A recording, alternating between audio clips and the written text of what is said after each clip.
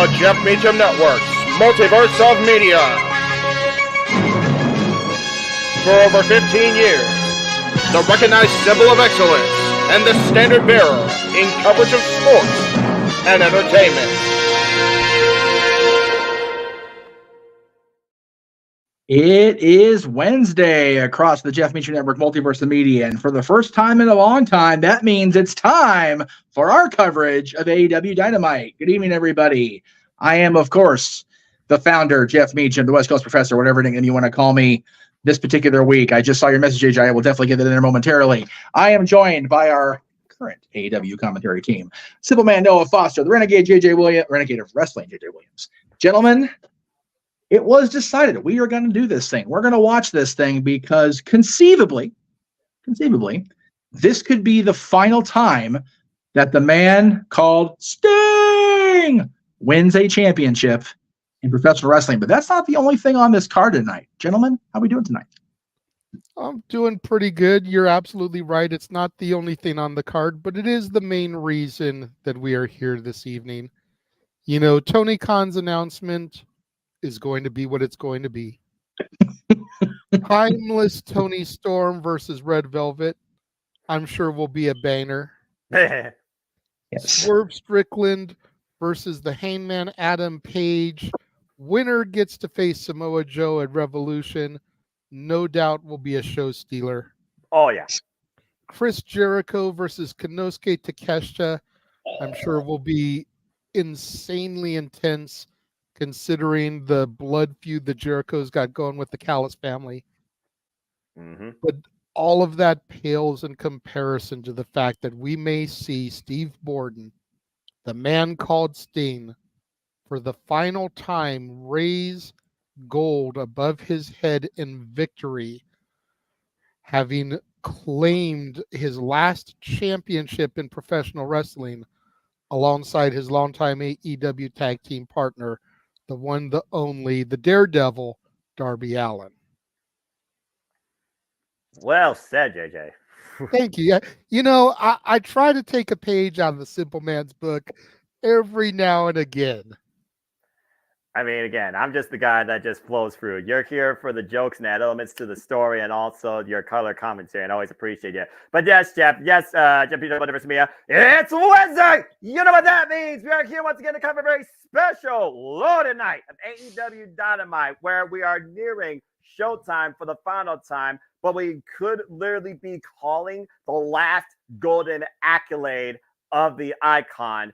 This is going to be wild to say the least. I'm looking very forward to this. Again, Wednesday is always where my wrestling hype on a weekly basis goes into full throttle because I never know what to expect on Dynamite sometimes except an action-packed night of wild delight.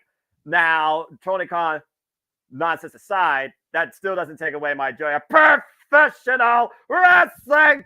Damn it! And again, it's very stagnant as we're shaping out AEW Revolution. So, again, JJ, you basically played it out perfectly and nice and elegantly paced versus one commentator. So, yeah, there's a lot to look forward to with the CMLL showcase against the Blackpool Combat Club with Konosuke Takeshita and Chris Jericho being ran back with La Virtuosa. Deanna Purrazzo on commentary for a Timeless Tony Storm versus Red Velvet. And I cannot wait to hype up that Revolution match. Let's freaking go. And, of course, him and Adam Page versus Swerve 3, where this time Swerve wants to leave no asterisks here and no reason to complain. And as you said, Sting and Darby Allin, undefeated as a tag team since being a part of AEW, they could become tag team champs. But they got a great obstacle against it because Ricka Starks and Big Bill, they have a lot of merit to what they've been saying. They have been the team that's been overlooked and probably underappreciated since they beat FTR and since they've been on this run. So they have a lot to prove. So it really is a night that has a lot of suspension of disbelief in some of these matches, and they have Revolution implications, for being perfectly honest. So I'm looking very forward to this. Let me ask you this, Noah, because I've been racking my brain about this, and Jeff, you're more than welcome to jump in on this one too. But for some reason, in the pit of my gut, I've got Hangman Adam Page picking this matchup tonight. I don't think they're going to let him go 0-3. And if we're being completely honest, I don't think Revolution is the place for Swerve. I want to save Swerve's moment for something bigger. I'm looking like Double or Nothing. I'm looking at like All In, All Out. I'm looking at a grand stage for Swerve, a stage fitting of somebody of Swerve's caliber. Revolution to me, and I get it's the kickoff show of the year, so I'm trying to not cheapen it, but Revolution to me feels like a B-rated pay-per-view, whereas Double or Nothing and All In, All Out and even Full Gear feel like A-list pay-per-views. It's a fair assessment because I look at Revolution's track record of memorable moments, takeaways, what it really led into, what it really left you with. Not since MJF versus Bryan Danielson, Iron Man, the Texas Death Match, the Trios Championships where the House won and started their illustrious run of 25 weeks, and of course the women's triple threat of the AEW Women's World Championship. Not since last year's Revolution in general has Revolution felt like it truly was leading to something bigger. Versus every other year, it kind of teased for something even more going forward. Double or Nothing to me is always the show I put at the top because it is the show that started the identity of this brand called All Elite Wrestling. Without Double or Nothing, AEW doesn't exist. It's truly as simple as that. That's when AEW was first officially christened, and we started this paradigm shift in the industry in 2019. But since All In last year, seeing how they could go international to such a huge scope and an incredible stand-up performance, I have to agree. And with Swerve wanting to make history, it just feels like to me he deserves to do it, but he deserves to do it in the biggest way possible. But that being said, how do you not hurt Swerve's momentum here tonight? Do you try and use the caveat that maybe Prince Nana goes against his business decision and allows some sort of interference, even if it's an impromptu ref bump caused by both competitors and Prince Nana goes into business for it himself? I do think in a way you are correct where there is more in believing that Heyman can win and go night-night to Samoa Joe Revolution. But there is also that little voice in the back of my head that has seen Heyman go 60 minutes before. And this could lead to a triple threat, preserving Swerve even more and maybe costing Heyman out of the picture completely. It's one of those things right now where regardless how I look at it and how you look at it, I do not see Swerve straight up winning tonight. But I hope the approach doesn't hurt his form momentum that he's gained since Wrestle Dream. But you're right, Heyman kind of is in a no-lose situation. He has to move forward here, or he might as well be taken out the back like old Yeller. Jeff? I didn't even think about the comment I saw until I saw it, like the scenario. It doesn't help Samoa Joe at all to make it a triple threat, but it just almost feels like that's where they're going to go with it. I personally agree with what JJ said, that Hangman will end up being the winner here by means other than what the venerated Cowboy should have. But it would not surprise me if they went triple threat route just to give creative an out of not having to have Swerve lose, but also not having to commit to anything, because it feels like the committing to one direction or the other is not what is going to happen, at least for this particular show. I just had a triple threat for the AEW World Championship was Double or Nothing 2021 with Kenny Omega, Orange Cassidy, and Pac. And the way they went to that, Orange Cassidy finally got concussed in this match with Pac. And then Kenny Omega was looking for a way to buy him out of the match. But again, Samoa Joe, do you really see them instigating the champion at ringside where he might literally, lose his temper and cause both of these men to be disqualified? The problem with Joe in a triple threat is it'll always be compared to him and AJ and Daniels. Bingo! That's just the nature of wrestling fans. There will never be a better triple threat for Samoa Joe's career than that match. So anything... Right. Go ahead. No, I just said that's fair. Yeah, he said that. Oh, okay. Yeah. Anything else will be just like, okay, so it's not this. So, and again, failure to commit to a direction is just going to hinder the overall product. Not just Samoa Joe, not just these two gentlemen. It's going to hinder but it's like, fucking give me something concrete. Like, give me something to like grab onto on March 3rd besides Sting's last match. And I am not undervaluing Sting's retirement. That is not what I'm trying to do. It is a big deal. Yeah. It's just give me something more. Make the world title mean something again. Make the want to be world champion mean more than just a number one contenders match on Dynamite that leads absolutely freaking nowhere. Mm-hmm. Again, you know me, I'm a proprietor of long-term storytelling. Yep. Yeah. I see Revolution, Hangman Adam Page versus Samoa Joe. Yes. I see Double or Nothing Swerve versus Joe. Mm-hmm. I see All In or All Out triple threat. And then you can have Joe lose the title without getting beat, keeping him strong in defeats. That's a fair road to defrauding Samoa Joe, but I just gotta throw this roadblock or detour in the mix because they are still part of the ecosystem. Hey, roadblock is my NXT, damn it. And he doesn't digress. We still gotta consider at the end of the day Wardlow, and if this rank is gonna be a thing, if Wardlow keeps getting wins, squashes or not, although they kind of made his matches actually seem a bit more like merit. And yes, folks, we'll be covering Roadblock officially on that Tuesday following AEW Revolution right here in the JMN Multiverse of Media. It's one of those things where I can see Wardlow and Samoa Joe running it back, but this time for the World Championship. Let's not forget, last year Revolution, Wardlow put Samoa Joe to sleep. Yes, he did. I still can't believe he freaking did it. It is own move nonetheless. But anyway, I got Chuckler Productions on my screen. So, gentlemen. Boom! There it is. Okay, I still have Bing Bang Theory ending, so. Okay, well. Yeah, let me know when you see the arena, because they're not even doing the intro tonight. Then we'll do our thing. Oh, they do Pyro, though. Oh, boy. Fun night ahead. Big night. Big fight night. Wow, the caption's really bad on this. AEW Donovan's Dynamite. There we go. Yeah. There we go. There's that Pyro. I love the fact they actually have Pyro. I will say that. But that being said, go ahead. No, you're good. You're good.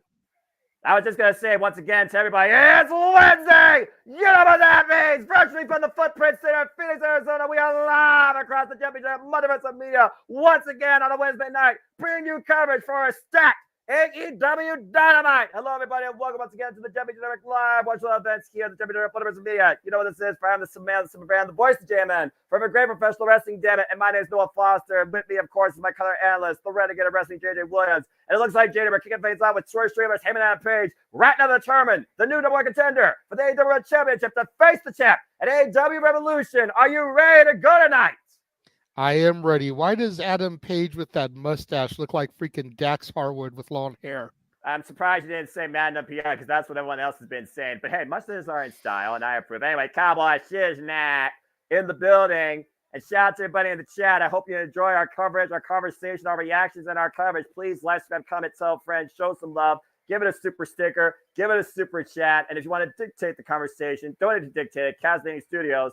Super chat, as simple as that. JJ, as you know, Heyman and Page, ever since the ranking system came into play, he stands undefeated at 4-0 alongside Swerve Strickland. But this is Swerve and Hangman's third singles encounter, where the Hangman is 0-2. It's third time the charm. I think it's got to be, man. If it's not, then where is the Hangman going to go from here? That's the $1 million question. I feel like if he gets the victory here and goes to Joe, then we can keep this rivalry going. But if he loses here 3-0 clean, no outside interference from the Mogul Embassy, then Hangman may as well hang it up. And again, Swerve said he does want no interference tonight from the Mogul Embassy as Prince Nana makes his way out on the stage. And that means we've entered whose house? Run's house. Sorry. Swerve's house. Of course. Sorry, I'm old enough that I remember Run's house, damn it. Yeah, that's fair. That's classic. I'm not going to hold that against you. I will say I do enjoy the little touch here of seeing them backstage walking to gorilla position. That very much reminds me of some of the old WWF pay-per-views. Survivor Series 97, WrestleMania 14 specifically. watching the talent walk through the back to the gorilla position, hit their music, walk out. Yeah, but it also makes it feel more important. And lately we've seen that across the industry. When it comes to a match of such value, you really set the atmosphere. Again, Swerve Strickland, and by the way, happy Black History Month to all people in general. Swerve Strickland has one intention this year. He wants to become the first Black AEW World Champion. He wants to add to the Black history that he looked up to, that he honored, like Athena, like Kofi Kingston. Let me put this in perspective for you, JJ. We whooped that Trick, right, with Trick Williams. Trick Williams' biggest motivation to get in the industry was Kofi Mania, when Kofi Kingston won the WWE title in 2019. For Swerve, though, he has had a huge amount of accolades versus Heyman and Adam Page. But one thing Heyman has over him, Heyman is a former AEW World Champion. Arguably the worst one in history, though. Damn. I'm just saying, with Heyman Adam Page, it was more about the chase. And once he became champion, it was flat. Both men walking up nose to nose, eye to eye in the center of the ring, jaw-jacking each other, Swerve saying to bring it. Remember how much Swerve made this personal. He invaded the man's home and probably traumatized his son in his cradle. That's straight up messed up, man. So this crowd is electric tonight. You know that mustache actually makes me think more of Burt Reynolds, personally, if I'm being perfectly honest with you. Cowboy Shiznak. Found out tie up in the early arena going. Here in Arizona is chanting Swerve's house. Well, we want to be in Swerve's house, and I think people really want to see Swerve make that house call to the championship picture. Again, of course. Last year Swerve said he knows Heyman has a spot, but he wants it. He didn't take Swerve's man's spot, though. He cemented one with his own. These two shared each other's blood. I'm just saying. It was one of the damnedest death matches I've ever seen. That was disgusting. Right. And Swerve, of course, beat Heyman first off at Wrestle Dream. Again, it was 0-2 in favor of the Heyman. But there is one caveat that Tony Giovanni did mention, though, and that could play here. The Mogul Embassy came to Swerve's aid and defense and allowed him to win. Yeah, there have been shenanigans in both matches thus far. That's why we're making sure that there is no interference here. Swerve doesn't want an asterisk, to your point. He wants to be able to say that he beat Page clean, giving Page absolutely no excuses. Hello, Kyle. That's my friend, of course. Kyle's a great person. He's also Ollie, but also likes all things wrestling. Appreciate you, brother. And you see Swerve with that just cynical smile. Right now, just jaw-jacking the Heyman. Of course, the last match these two had, Heyman and Page in Dealer's Choice. Oh! Took on Leona of the Mogul Embassy, while Swerve took on Robin. Damn! In a hardcore match, double A takedown right now on the ground and pound. We're just rolling and tussling on the mat to the floor. I knew this was going to get violent and physical. Again, this match is a 60 minutes time limit. Good grief. Yeah, I was kind of curious as to why they put this first, but it makes sense the more I think about it. They wanted to give this match as much time as possible. They can always cut other matches short. Yeah, and we've also seen Heyman go to the distance to 60 minutes with the likes of Bryan Danielson. We haven't seen Swerve go to 60 minutes, but I can assure you he's a 60-minute man. Former multiple-time Defy champion. While Swerve doesn't have no AEW accolades, Swerve is a respected mogul of the game, quite literally. Former Evolve champion, former MLW World Heavyweight champion, currently held now by Satoshi Kojima for the second time. Congratulations. Multiple-time Defy champion, former PCW Ultra Heavyweight champion.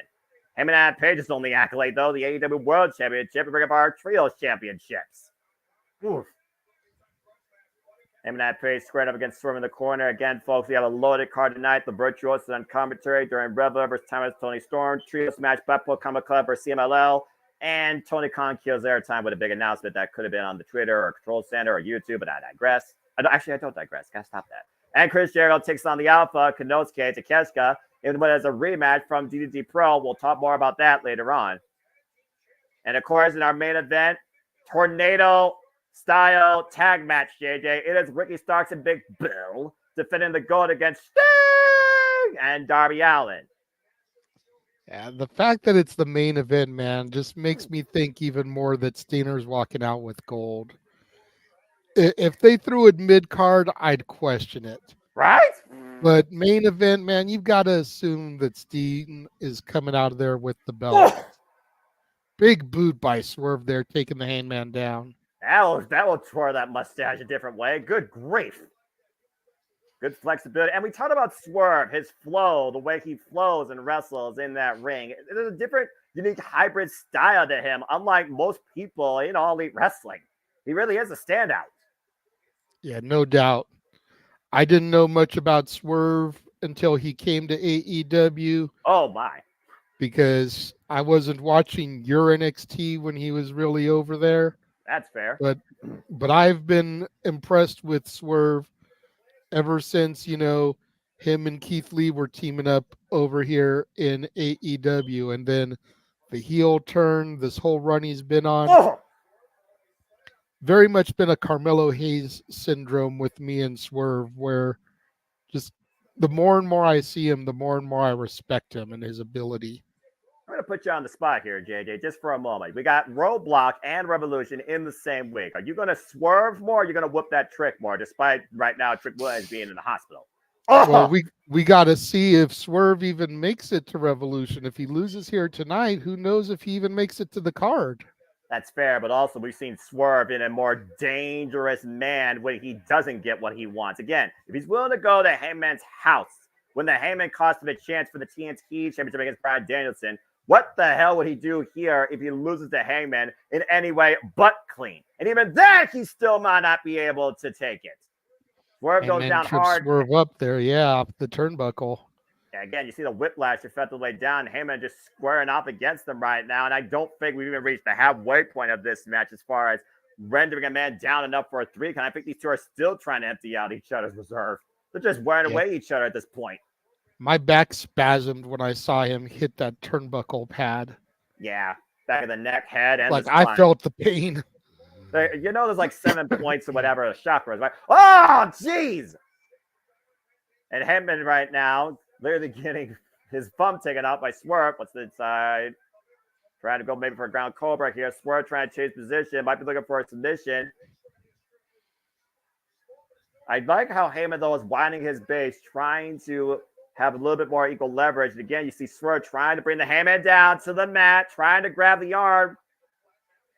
He wasn't able to get what he was going for, but that boot to the back of the head at Page there.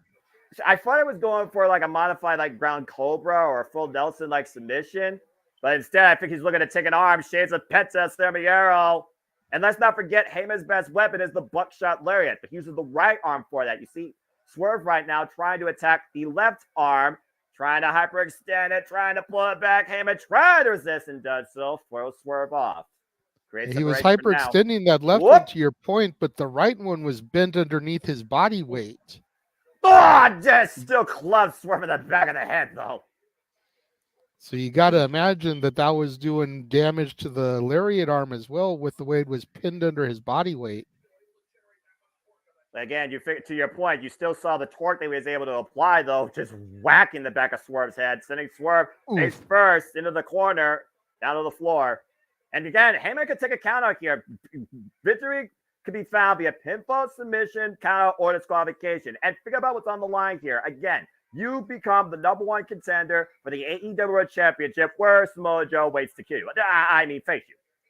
I'll turn up to Does anybody know, was the first half hour or hour announced as commercial free? Because we haven't gone to commercial or restaurant quality picture-in-picture yet.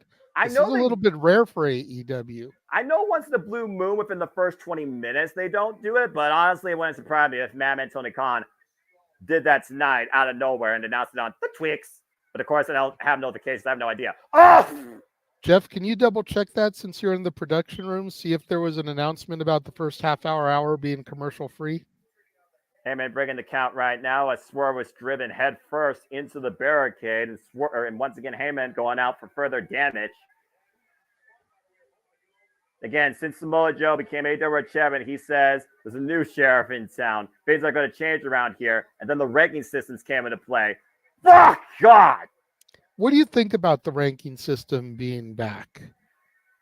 I was skeptical about it at first, but looking at the way the AEW ecosystem is shaping out across Dynamite Collision, who's in the top 5, who's been in competition, what they're going for, it kind of makes a lot of sense. It is one of those things, though, where I look at Adam Copeland, I believe in number 3, where he wants the TNT championship. And Daniel Garcia, who's part of the Trios division, he may want to crack at the TNT title. Why wouldn't Adam go for maybe the AEW World title and then Daniel Garcia go at the TNT title? But then I remember Adam Copeland's personal vendetta against Christian Cage. But as of right now, 1 month in, the rankings kind of make a lot of sense. The only title really not defined right now for a challenger is the TBS Championship. And right now, I'm leaning towards Serena Deeb because I think they're going to do Deeb versus Sky Blue very soon. I would love to see that match. That would definitely be a good one. Thank you very much, Jeff. I saw that at the bottom. No one else as far as he could see. Okay. The thing that surprised me about the rankings was that FTR aren't ranked for the tag division. They're ranked with Daniel Garcia in the trios division, but not in the regular tag division. Well, that just makes me wonder if their focus now is trios versus tags for the time being. And to be fair, all they've been in lately is trios. And here's the cover, hooking their leg by Heyman, and Swerve finds the rope to force the break. As Daniel Way Garcia too and FTR, close. Yeah, as Daniel Garcia and FTR have only been feuding with the House of Black in trios affairs, and they beat the Patriarchy last week on Collision. So maybe FTR's changed focus for now.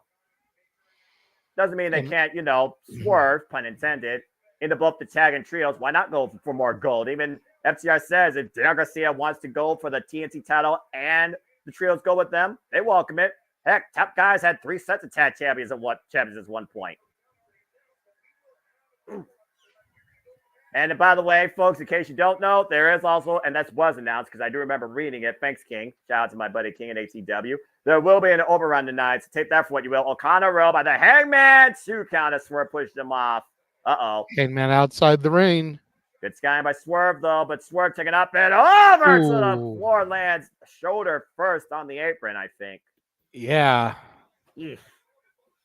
And he like you said, JJ, he saw the buckshot coming. Yeah, he had it scouted. As soon as Paige jumped over there, he was like, nope, not right now. And he may have paid for it by taking the back of the shoulder blades across the hardest part of the ring there. Heyman right now sending to the top rope. Might be looking for that outside moonsault. It swerves in the drop shot. Whoa! Rolls through, lands on his feet. Swerve with the roll through. Flatliner on the floor. Gorgeous flatliner there on the outside. Good grief. No give there either. Again, the floor is there to protect the actual building, not the competitors, folks. Yeah. Both men down. Referee, of course, executing his 10 count as both men are outside of the ring. Prince Nana hyping up his Swerve boy. in, breaking the count. Or is he letting the count continue? Fall up to 5. I think Swerve even knows he can't win right now via count. And so far, business has played out as asked. Prince Nana has not gotten involved, nor has anyone else from the Mogul Embassy. Looking to hype up Swerve, though. Swerve looks to fly up and over. Frostbite flop! Wipes out the Heyman on the floor. But look at that. Swerve went straight to grabbing his thigh. Did that do some damage for him on the landing? Well, again, the Frostbite flop, you really don't know, I think, how to plan for the landing. You just basically go as the wind takes you. That's fair with a move where it's called a flop. Right? Oh! Nice spinning back elbow coming off the middle turnbuckle there by Swerve Strickland. On target, in between the shoulder blades. And of course, to all our viewers out there, if you're enjoying the coverage, make sure you like, share the video, show your love and support with Super Chats. This is how we make our money. This is our job. Super Chat, donate to Dictate. Simple as that. And we love doing this, by the way, for y'all, too, because you make it possible. So we thank you, as always. Irish whip, Heyman from up the ropes, caught by Swerve. Tilt-a-whirl, slam! Ooh, through, I like the way he grabbed the arm there. Oh, I told you again, no one flows like Swerve.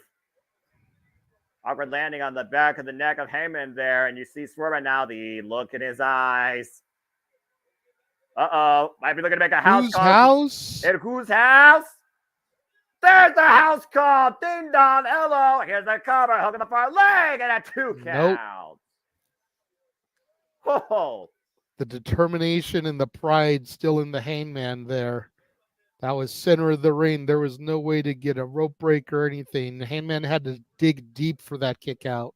And that's just resilience and just willing to endure. Again, for the AEW World Championship, a shot at the cornerstone of this company. How far are you willing to go? And how much you're willing to endure? That's going to be the testament of both these men. And again, we see what these men can do to each other and what they can survive. Again, that Texas death match, we saw everything from beer bottle, shattered glass implanted to a man's knee and back, to a cinder block blasted in the back of the man's head and neck, death-fire driver and concussive effect, to a staple gun stapling a man's chest and face, to fish hooking and literally drinking a man's blood. And that's not even everything. Ugh. Hangman looked like he was biting the nose there of Swerve. Well, we all know Now that. digging the fingernails into the back there. Uh-oh, well, wait a minute. What's he setting up for here? Might be looking for something big out of the corner. Dominant position. Sunset flip. Oh, Jesus. He run through. Swerve broke through the sunset flip powerbomb. Caught Heyman with a high kick. Now looking to hook him up for JML driver. Heyman scouting it, though. Creating distance, and Heyman pop up. Powerbomb set out. Planted. No. Let me see that replay of that sunset flip powerbomb roll through, because it looked like Swerve landed right on his head and neck. And somehow, maybe adrenaline alone, instinct aside, he rolled through and decked Heyman with that high kick. But then Heyman capitalized with a sit-out powerbomb for a near fall. Good. Not on the outside, smacking the ring apron, trying to get his client hyped up there. And referee checking both men, though. Again, you got to consider the well-being of the athletes. I just got done recently watching No Surrender 2010, and I saw how far Kurt Angle and Jeff Hardy went to double overtime, 30-minute span. There was still no winner declared. Again, our opening contest will determine our AEW World Championship at AEW Revolution. Samoa Joe will face the winner of this match, either Swerve Strickland or him and Adam Page. That's if it doesn't go to a 6-minute draw, which is a whole nother problem that Tony Khan could have in his hands. It's fair. Page taking the elbow pad off, going for the buckshot lariat, but Swerve has it scouted. Swerve with a lariat! Swerve with a lariat! Slingshot lariat! Bang! I can't believe it! And Swerve to the top rope. Looking for the Swerve stomp! The cover! 1, 2, Swerve! No! What in the hell?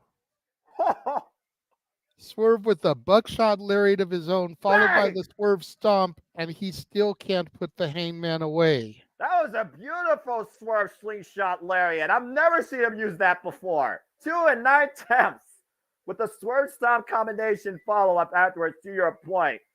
Incredible opening contest here with these two men. Well, I mean, if there's one thing we knew for certain is that these two men were going to pull no punches here tonight. Accurate. Between the rivalry and the stakes on the line, they couldn't, they couldn't even attempt to come weak in this match. They had to bring everything. I'm just waiting for them to break out the kitchen sink. Don't give him ideas, JJ, especially if the ref gets bumped. And I'm just waiting for that moment right now, whether on the oh, Lord. What if you just probably jinxed into existence like Swerve's on the barricade in the corner with Hangman? Oh, Jesus, no. I saw this at Full Gear. This was treacherous. Barely any sort of footing there. Pile driver attempt on the barricade. You got to be kidding me. Hangman fighting for dear life. I don't blame him. Both these men right now, oh, God! DDT on the barricade by the Heyman of Swerve Strickland. And this opening contest, folks, will continue, believe it or not, our first wrestling quality picture-in-picture. The fuck? I'm over the 5-minute mark. I'd say that. Yeah, well, we're definitely over the 5-minute mark. Yeah, right. Jesus. What in the fuckity fuck was that? Well, why don't you take a look at the replay and call it yourself? God, that was a fugly, and that's the kindest word I could say, fugly DDT head first on the barricade top by the Heyman of Swerve Strickland. Heyman right now is admonishing Prince Nana on the outside. What's up, A-Train? Good to see you, bro. There's my brother from another mother. We are ATW. Me and him usually do our virtual watch-alongs for fun and just looking into each other's lives, make sure we're having a good time and everything's all right. We are ATW. I'll see you after the show, bro. Enjoy it, man. And again, this show is stacked, folks. Still to cut tonight, Chris Jericho, Kanuti Takeshka, Timeless Tony Storm against Revel with the Virtuoso and commentary. We have CMLL versus Blackpool Combat Club Trios action. And of course, our main event, Tornado Tag, AEW Tag Championships. It'll be Ricky Starks and Big Bill defending against Darby Allin and Sting, who, of course, Darby Allin and Sting are 26-0, undefeated in their career as a tag team. And right What now, does ATW stand for? All Things Wrestling? Bingo, my friend. It was established in 2020 when we truly didn't know what to do with ourselves, nor where we really stood with this industry. And then when we thought about the hope of promise for something different in professional wrestling, damn it, that AEW was going to offer, and we thought it was down the water. During that pandemic, it was AEW that kept our hopes and our passion alive and our sanity and mentalities alive, too, for the most part. I would argue to say that 2020 was honestly the coming out, the genesis of AEW. And I know it's starting October 2019, but 2020 was like, we're here to do something, to stand out and stand above the test of time. And then 2021, it was like, okay, the people are back. What can we do now? And they were still figuring things out. Then you figure about the people that came in from WWE and beyond, and you see what this roster become. There was some stutter steps, and then you had the MJF agenda. That was a bit all over the place. Didn't know how to handle that. Then you had the controversial change in the culture, and I feel like they're trying to finally once again reset. Then again, for this whole industry is trying to reset, but being perfectly honest. That's fair. But yeah, ATW is All Things Wrestling for life, all the time. Shout out to the entire family. Cindy, Casey, King, Eric. It goes on and on. JD. Ugh. And we're back to full screen here. During the picture-in-picture, Hangman Adam Page set up a table on the outside. You know the rules of that type of stuff, Noah. He who sets it up tends to be the one to go through it. Yeah, exactly. But right now, both these men play a boot for each other's face. Jesus. Well, that's a hell of an exchange. I love professional wrestling. Both men right now seeing stars. I gotta wonder who's gonna get up from this and how they're gonna be able to capitalize. Paul Turner again starting his standing 10 count. We're at 3. I've seen some damn good fights so far this year, and this one right now is definitely holding up in my top 5. And I'm talking about across all things wrestling, of course. And again, speaking of all things wrestling, did you watch NWA Power yesterday? I didn't. And if so, what did you think about the death match between Cardona and EC3 for the NWA title? That's actually part of my watch plans, because what I used to do with the NWA, because Tuesdays was always difficult due to work, I used to do the 605 replay. But since I don't know if they're going to do it on YouTube, I'm just going to watch it tomorrow. I'm just going to watch it on Friday night after work. So ask me on open mic night, or if we do something on Friday night, because that's when I plan on watching NWA #spoiler free. And I'm looking forward to the entire show. And I suggest you people go check it out. It's their first episode in the all-title matches. Kenzie Page defending against Tiffany Neves, the NWA Women's World Championship. And to JJ's point, a freaking death match for the 10 pounds of gold with Matt Cardona and EC3. Jesus Christ. Yeah, I reviewed it today as part of my For the Love of Wrestling. So once you finally see it, check out my review today where I did Explosion, NWA Power, and NXT, and you can hear my thoughts on the show. Oh, most definitely. And I do look forward to it. And again, folks, please check out For the Love of Wrestling every day after the day, courtesy of Cassidy 18 Studios, where we review all the things of wrestling after they've already played. Courtesy of the Renegade. I did see the super chat come through. Once we go to commercial and this match is over, we will address the super chat. Sounds good. As this match continues, and Hangman, Hangman right now hung up. You see the right foot hung up underneath the top rope. Now in the proverbial tree of woe, and Swerve is taking a perch for another dangerous stop. And Hangman can't do nothing about it but take it. Nowhere to go but down. Forces well, I am the table. Botch. You know, honestly, that's probably the best thing that could have happened to Heyman on that table. Just the body weight collapses it versus break it. It happens sometimes, and Swerve apparently is like, We're looking no. for something. I think he's looking for another Nana's table. following him. Yeah, he's looking for another table. He ain't going to have the Hangman go down softly in the night, if you know what I mean. There we go. I haven't seen Dragging tables like it that around since, the ring. I haven't seen tables like that since high school cafeteria days. Oh, boy. Prince Nana right now. Prince Nana, Get out of the way, Nana. I almost wonder if Prince Nana was looking for something proverbially. Paul Turner again starting his count. The referee with a lot of leniency here, considering again he knew what these two men were going to go the lengths to, not to mention what this is for. And again, folks, this is a 6-minute time limit. JJ, we're already 30 minutes in practically. That's crazy, dude. To think that we're this deep into a match, especially with everything else we still have. Holy crap. 450 to the knees, and Heyman looking at capitalize, looking at a far leg, a 2 count only. Jeez. Again, very close near fall there. Paul Turner for position. Meanwhile, Prince Nana with the crown jewels. Let's not forget, those crown jewels is what beat the Hangman at Wrestle Dream. But what did Swerve order Prince Nana? No interference. Uh-oh. Setting up for the Deadeye, I think. Swerve gets out of it. Able to move out of the way. Swerve sends Heyman up and over, but Hangman looks cat. And sees the Dolph Ziggler. Uh-oh. Fuck! What a lariat, though! And he's not done. Heyman caught them loaded. Is it high noon? He's looking for it. Buck shot, lariat, bang! Cover hook on the near leg. It's not over. Put on the rope. Wow. Oh. Great ring positioning by Swerve Strickland there. That buckshot lariat turned him inside out. And think about this, JJ. Look at it again, Noah. Yeah, let's look at the replay here because I want you to notice something after he hits it. Boom! Remember the last time that Heyman hit it? Prince Nana put Swerve's foot on the rope. Swerve did it on his own. Again, Prince Nana is not interfering.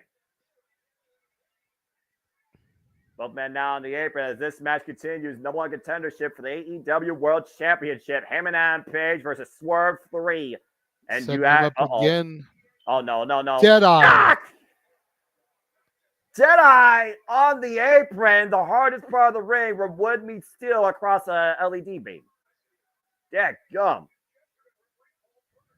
And now he's asking Paul Turner to start his 10 count. I mean, at this point, if Heyman can't pin or submit him, might as well count him out. Especially how deep this match has gone, to your point earlier, JJ. Again, we're over 30 minutes in. It's not a... Yeah, everyone do this. Everyone hype up Swerve back in this. You want to see a count out end? I'm not going that far again. We're up to 8. What the hell? Up to 9. And barely the last possible second, and then a baseball slide knocks Swerve back to the outside from the Hangman. I think the Hangman's seeing red right now. And the Hangman with a chair. Oh, no. He's going to literally wail the back of Swerve here. Heyman. Oh! Hangman just assaulted Nana for no damn good reason. Yeah, literally, JJ, you're the one that usually is about, he did nothing. Oh, God, what a boot face first to the chair. I mean, Heyman paid for that one quite literally with interest. And once again, Heyman seeing stars. Why Swerve goes up in the top drop rope. zone. Yep, again, to the top, another Swerve stomp.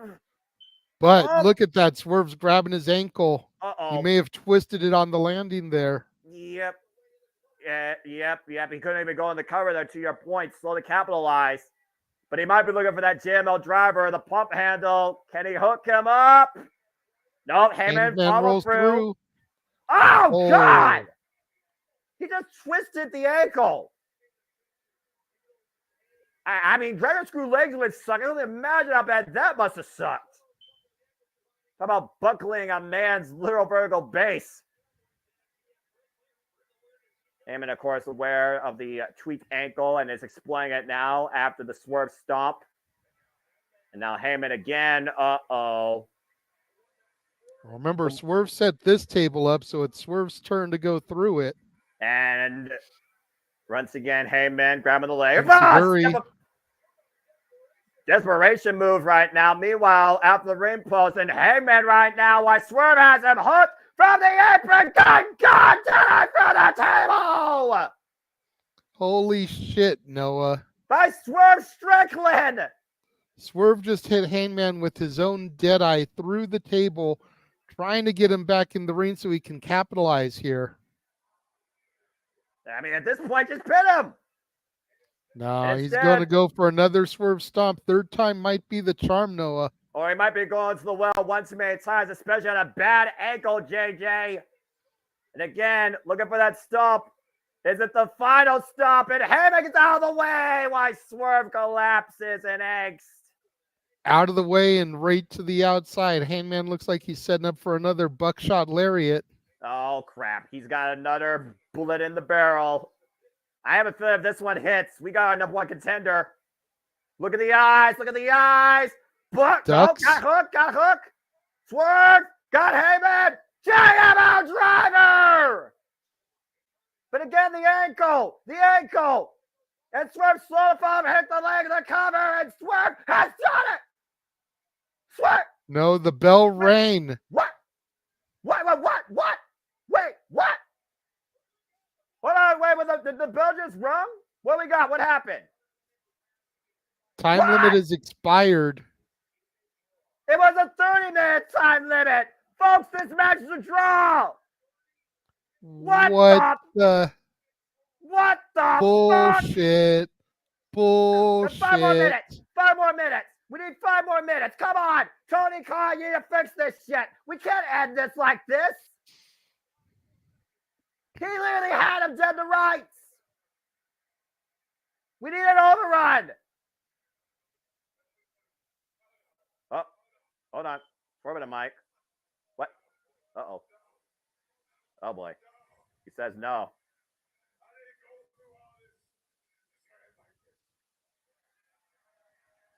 Oh, boy. What? That ain't that easy. You know how this goes? Jesus. Yes, please! 5 more minutes! Swerve just called for 5 more minutes! I mean, we need a number one contender. We need a winner. We need a decisive decision here. Emmett Page, Is Heyman going to give it to him, or is he going to be a punk? And I think take the Heyman time limit draw. But JJ, again, both these men want the same thing. They don't only want the win, they want that.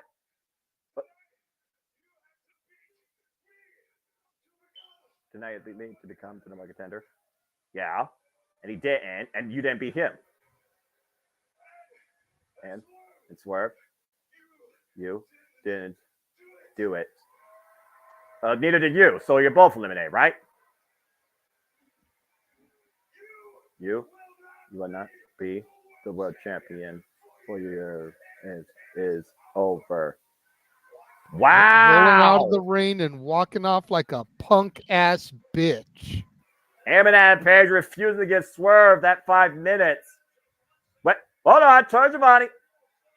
Giovanni on the microphone now. The voice of reason. Okay, hold on.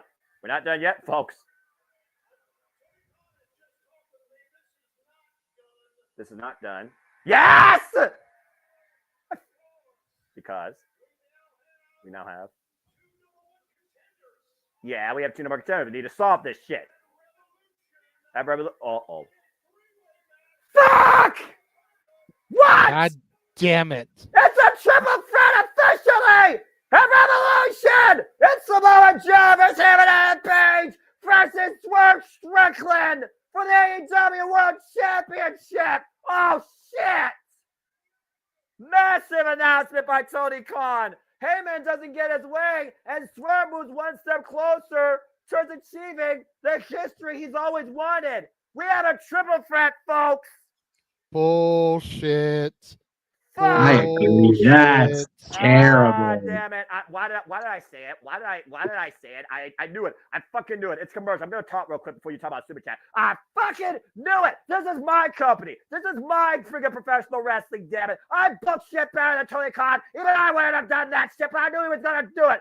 Fucking triple threat. I knew it was gonna be either a draw or a Heyman involved. God damn it! Lord forgive me. Okay, you all talk. I'm done. Well, I know you addressed the super chat in the chat room, Jeff, but go ahead and throw it up. We gotta acknowledge it appropriately. No, that's fair. That's fair. That's fair. There we go.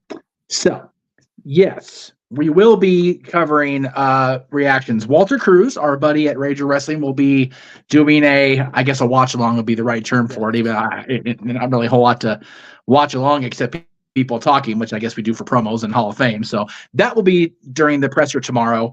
And then after the presser, where's my graphic? Originally, it was going to be just reacting to the press conference, but with everything that went down this morning while I slept in and what we're going to see tonight, Meech's Musings will cover just about everything, and it'll be on at 7 p.m. Pacific, 10 p.m. tomorrow. So I'll have a full reaction to all of it tomorrow night. And then everybody will be on open mic night. I'm just doing it tomorrow because I won't be an open mic night this weekend, unfortunately. So that's the reason I'm doing it tomorrow because what? I was just going to say, make sure you shoot me that graphic so I can plug it tomorrow on my show. Will do. And you know, I would do it Friday, but you and I are a little busy Friday as it is. So. Yeah, you know, just a smidge. Just a smidge with the greatest band of all time and anniversary. But we'll get to that in the show as part of the show. Yes. There is another super chat that I see, so we'll go ahead and throw that one up too. Walter says, is the triple threat so Hangman can eat the fall and Swerve and Joe still look strong? I guarantee it. I think more than likely. Yeah. More than likely. God damn it. Thank you guys for the super chats. Make sure you spread the love around. Don't just give it to one channel over the others. Yes. Yes. Swerve deserves to be the goddamn world champion, man, for crying out loud. I'm sitting here screaming off screen like, God damn it, I want to be a commentary because this is so frustrating. I mean, I'm not going to lie, though, but the dumb Tony Khan decision aside, that was a fucking awesome match. It was. Dude, where's that comment from Walter? Go ahead, Jay. I'm trying to find that comment from Walter. It was a tremendous match, but is it safe to say now that Hangman is officially a heel? I say yes. Because we've been talking for the longest time in this feud that Hangman has been coming off more heel than face, and he's supposed to be the face. Yeah. Right? You know, how do you break into a man's house and terrorize his baby and come out the baby face? Explain that to me. Because Hangman's such a punk. Tony Khan booking. There it is, folks. It's official. It's Hangman Adam Page versus First Ring versus Samoa Joe. It's a triple threat for the AEW World Championship. Sunday, March 3rd. AEW Revolution, only on pay-per-view, 8 p.m. Standard Time. And, of course, we'll be covering it. JJ, I don't know about you. I feel this is, like, perfect. We're already being encouraged to be okay with hating the Bucks again. Just put all three of them back together. Have the Elite be hated again. I am here for that. And have one of them killed by one of the most lethal competitors in the game, the respected veteran out of California. I mean, he should be as world champion. This opportunity, shocker, LOL. Ding, ding, ding, winner, chicken dinner. Another super chat just came in as Renee Paquette interviews Samoa Joe. Black Eyes Peas asked, where is the love? Well, JJ, here it is. Thank you very much, Walter. Greatly appreciate that. Jeff looks like he froze.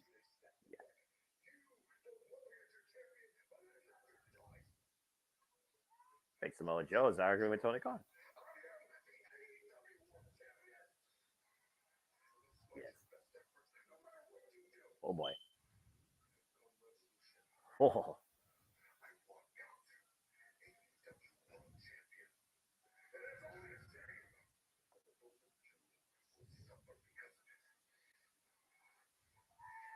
Samoa Joe ain't ready to lose that strap anytime soon, folks. Nah, I completely agree with Walter's other comment about Hangman eating the fall. Then it can be like, well, you didn't beat me, so Swerve gets the shot at Double or Nothing. But as we look towards a different championship and maybe a champion in the making, the Virtuosa graces us with her presence. And let it be known, it is official. The Virtuosa Deonna Purrazzo will challenge Timeless Toni Storm for the AEW Women's World Championship at AEW Revolution, where Deonna Purrazzo may have gold upon her new All Elite throne. But for now, it looks like she's going to join commentary as we have our women's matchup next. What is it that you and Dattila constantly say about Deonna Purrazzo? Long may she... something. I am a classic simple man that respects elegance and greatness in women's wrestling. Long may she fucking reign and bring the title of full chaos. Shit. But she's going to have to get past the Timeless One as she makes her way to the ring. Toni Storm, who has taken it back to old school Hollywood in this reign. You've got to admit, Noah, Deonna Purrazzo, win or lose at Revolution, Timeless Toni has become arguably the greatest character on Dynamite on a consistent basis. I will not deny the presentation that is before us, nor the greatness that is on commentary, nor the fairness of the official in the ring. Even Kine Train says timeless. Yeah, well, guess what? Your timeless era might be on short notice. Anyway, time to stir it up. Here comes Red Velvet. Straight out of your mama's kitchen. Red Velvet, who's been challenging everybody across AEW and Ring of Honor, has her sights on gold across all the brands, currently 1 and 2 in 2024. After being Bert Dixon last week on Collision, has also put her name out there to be involved in the Ring of Honor Women's World Television Title Tournament. Of course, y'all can watch Ring of Honor, courtesy of Honor Club, every week, Thursday, 7 p.m. Eastern Standard Time. Oh, crap. Aubrey Edwards is the referee. Someone's getting screwed over. Will you stop that? I know we haven't done AEW in a while, but can you please stop questioning the integrity of Aubrey Edwards? Bell rays are underway. All right? Seriously. You're never going to stop that. I had to get one in there, Noah. I had to get one in there. Of course, I knew I was going to get you riled. Damn it. Why must you? Again, I'm just going to say this for the record also, why she, of course, talks about the history here. Ooh, nice takedown there by Toni Storm. And again, Toni Storm, why she looks like a Marilyn Monroe cosplayer. Literally, again, time travel veteran of the game, 28 years of age, 14 years of the game, over 500 matches. Previous SWA Stardom champion. In fact, her and Deonna Purrazzo fought over that title, and Toni Storm won. In NXT UK, Toni Storm defended the NXT UK championship against the Virtuosa. The Virtuosa has not beaten Toni Storm in one-on-one action in their previous 4 encounters across other companies, but they did share tag matches, wins and losses in Stardom. So the truth about the dojo days, where they lived together, slept on floors, it very much is accurate, including that little timeless tattoo on both their ankles. I was going to say, even going as far as to get matching tattoos. I enjoyed that story from Deonna Purrazzo last week. See, I love when there's actual real life elements that are added into a wrestling match because it gives it more depth and meaning. Oh, God, what a leg lariat. Nice spinning wheel kick there. And again, Toni Storm says this is a workout. And she acknowledges Deonna Purrazzo that she is truly one of the best, not the best technical wrestlers on the planet of the female variety. Very rare commodity. The Lufa, the Butler, apparently not happy with what Red Velvet's doing right now. Toni Storm with a little fast press comes in and just sits and decks Red Velvet. Teeing off, and she's not doing fisticuffs in case y'all are wondering. That was so damn ridiculous. Yeah, I was thinking that too, Walter. I just saw his comment about Red Velvet. Jesus. You got to wonder how long Mariah May is going to continue to let Toni Storm bully and berate her. All she wants is to get the affection of her mentors. We go to Restaurant Quality Picture in Picture. All she wants is the love and the adoration of her mentor, and she can't even be bothered to watch her matches. Going as far last week as to say, if you've seen one women's wrestling match, you've seen them all. How dare you, charlatan? Timeless Toni Storm is a charlatan. She is self-absorbed. She does not care about the people. She is literally blinded by her own spotlight. And someone needs to pull the plug on that so we actually can get some real life pre-back in this women's division. That's where the Virtuosa stands. Tumble her. Cover here at the lateral press, the 2 count. Nice snap suplex there that led to that lateral press. Now back to a chokehold, little sleeper hold there from Toni to Red Velvet. The first time Deonna Purrazzo and Toni Storm met, by the way, was in Stardom in 2017 in tag team matches. They came in as freelancers, taking on the likes of Queen Quest, including Io Shirai. And of course, they shared tag team wins and losses during their time in Stardom. In 2018, Toni Storm defended the Estimate cover, SWA Women's Championship in Stardom against Deonna Purrazzo. And of course, Toni Storm beat the Virtuosa back then, before the Virtuosa was well defined to her master craft as she is now. But Toni Storm, to her credit, one of the most decorated SWA champions in Stardom's history, 612 days with 16 defenses with that title. When she held the NXT UK Women's Championship, the Virtuosa also took a showcase there, and Toni Storm was able to best her during her time there. Cover, and a 2 count again. While Deonna Purrazzo, of course, found her craft, defined an era, raised an entire division, 3 years worth, becoming Ring of Honor Women's World Champion, Triple Avena de Reinas Champion, and a 3-time Knockouts World Champion, the 3rd longest reigning Knockouts World Champion in TNA history. So again, this is going to be a very decorated, star-studded, but I'm very curious to see how each experience away from each other shows how well they still know each other or who is better than the other. Honestly, this is one of my most important look forward to matches. So I'm not going to lie, in women's wrestling in a while. And right now you see Toni Storm trying to be technical against Red Velvet, trying to send a technical message to Deonna. Try to be more technical than Deonna Purrazzo. Yeah, right. Unless your name's Serena Deeb, that ain't happening. I'm being unbiased. I'm just saying. I need to see Serena Deeb, by the way, versus the Virtuosa at some point. Tony Khan, just saying. Thank you. You see Red Velvet trying to fight back here. As again, folks, we are wrestling quite picture-in-picture, but I don't give a fuck about advertisers or commercials because wrestling matters, and I don't need Mick Foley to change TNA to Impact Wrestling to tell me that. As we are back here, as Toni Storm takes on Red Velvet and looks to square up against her. AEW Women's World Championship Eliminator, where if Red Velvet wins, she will get a future title shot. And the wind up. Whoa, Red Velvet duck. Oh, and beats Toni Storm literally to the punch. It's almost like a freaking Raspberry boxing match. Oh, okay. Now Red Velvet's starting to stir it up. And again, folks, it's made official. Timeless Toni Storm will defend the AEW Women's World Championship against Deonna Purrazzo Sunday, March 3rd, AEW Revolution. It'll be their 5th one-on-one encounter ever against each other. Cazadora, bottom takedown by Red Velvet. Red Velvet needs to capitalize, though. She can't allow Toni Storm to get back to her feet. She needs to not waste time. There's a reason why Red Velvet is 1-2 and Timeless Toni is the champ. Oof. And this is the first, remember, one-on-one match, by the way, with these two. Red Velvet, of course, 7 years of experience in her wrestling career, starting in 2016. Nice moonsault, hooking the near leg, and a 2 count. Late kick out, though, by Toni Storm. A little bit of frustration here, sending in for Red Velvet, possibly.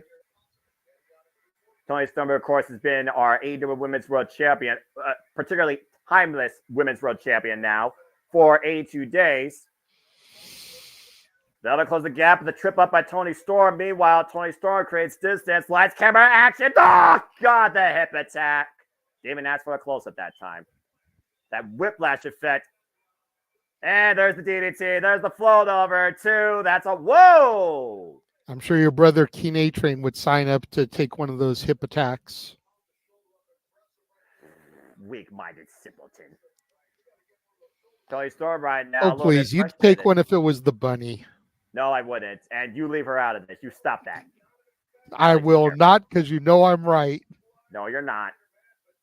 Look, I'm just going to say what I always echo. I look at women in wrestling for freaking wrestling. You all do what you wish. I will say this about Toni Storm, though. Oh, wait a minute. That's a reversal. Red Velvet sits in the cover. 2 count. It took a DDT, modified DDT of sorts, for Toni Storm to beat Rico at World's End as she was looking for that mix the kick. And Tony Storm, ankle lock. Okay. Wrenching back on the ankle and the surgery repaired knee, might I add, of Red Velvet, who came back from injury. Dragging her back towards center. Okay, Tony Storm, maybe you actually can be technical. And right now, the high angle, and that's it. Red Velvet taps. Not sure if it was the wrench on the ankle or the added pressure that Tony put with the boot on the back of Red Velvet's head that made her submit. Yeah. But either way, she got the victory. She's got to be careful not to hold on to it too long, though. Whoa. Okay. Virtuosa in the ring with the timeless one. Well, this might come down to Fujiwara armbar, Venus de Milo versus ankle lock now. That's interesting. Oh. I don't think Tony Storm appreciates Dion. And Lufa right now getting in between these two. The Butler didn't learn from last time. Again, long Diana Purrazzo not backing down from Luther. Yeah, I'll put the finger at Luther if he lays a finger on Diana Purrazzo. A new golden era, the Virtuosa, may be less than a month away. AEW Revolution, Timeless Tony Storm defends the gold against Diana Purrazzo. Long may she fucking reign. Meanwhile, let's gotta make sure you get that fucking in there. You're damn fucking right. Hey, look, we're backstage with best friends and Rocky Romero. Yes, they're supposed to be having a match on Rampage, I believe. Trios action. Oh, okay. Yeah, the Undisputed Kingdom, I believe. Oh, fuck. Minus Wardlow. So Roddy, Taven, and Bennett. Fair enough. Of course, for Pungy Vice, you see Trent and Rocky Romero. And Orange Cassidy, yeah. Yeah, Orange Cassidy's there, and yeah, that's what we're doing. Whatever. I mean, it's just wear and tear on the body. I mean, that's what it means to be a fine champion, but some people on other companies don't know what that means. So let me just say, it's awesome to see Rocky Romero on TV more. Right. Yes, I agree. Freaking Trenton sitting there going, I wonder if we can look as good in denim as Renee and Cassidy do. No, probably not. Anyway. I was going to bring it in. I want to go bring it in. I mean, Coming up next, come on. Trios action with the BCC taking on the CMLL contingent. That'll be after a commercial break. Yes. Good stuff. Good stuff, Renee. Great job. Trios match up next here on Dynamite. Again, let me just say real quick. This division's got so much fucking potential with the Virtuosa at the helm. I'm just saying. I can't wait. Absolutely. Tony Khan has got the talent. Yes. He just needs to book it better. Yeah. Yes, exactly. And preach the gospel. They have got almost 60 women on the roster mixed between. No, I take that back because I did the numbers. It's closer to like 40 something. Yeah. Yes. Mixed between Ring of Honor and AEW. Yes. We see about 10 of them a week on the program, and it's the same 10. Yep. Yes. Don't get me wrong. I love seeing Sky Blue on a consistent basis. I mean, love seeing Timeless Tony. I love seeing Deonna Purrazzo. I love seeing Willow. I've gotten to where I tolerate seeing Chris Statlander. But can we get some of the other fucking women on the program on a regular basis, please? And if we're going to put Queen Aminata on every fucking broadcast, can we at least give her a win every now and again? I think they're just she's lost every fucking match she's had.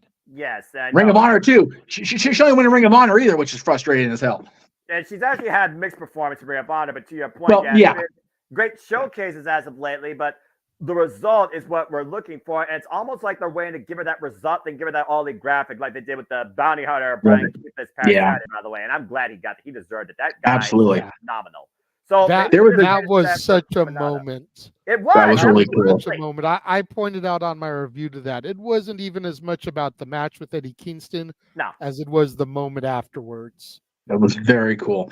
I will say this. I had a hard time being an Eddie Kingston hater after that match. The way he walked up to Bounty Hunter, shook his hand, brought him in for an embrace. It's like, God damn it, Eddie. I can't actually talk shit about you today. And he actually gave Brian the moment, by the way. He didn't make it about himself. Let's also keep that in mind. He literally gave Brian that moment and the ring. So at the end of the day, Eddie Kingston personality aside, you can't argue the man's outlook on the wrestling passion he showcases, and for others in the game that toil away like he has. Eddie has definitely made it more difficult to be irked at him. Again, he and I will be what we'll be, but he's definitely turned a corner. I'll say this about the women's division thing.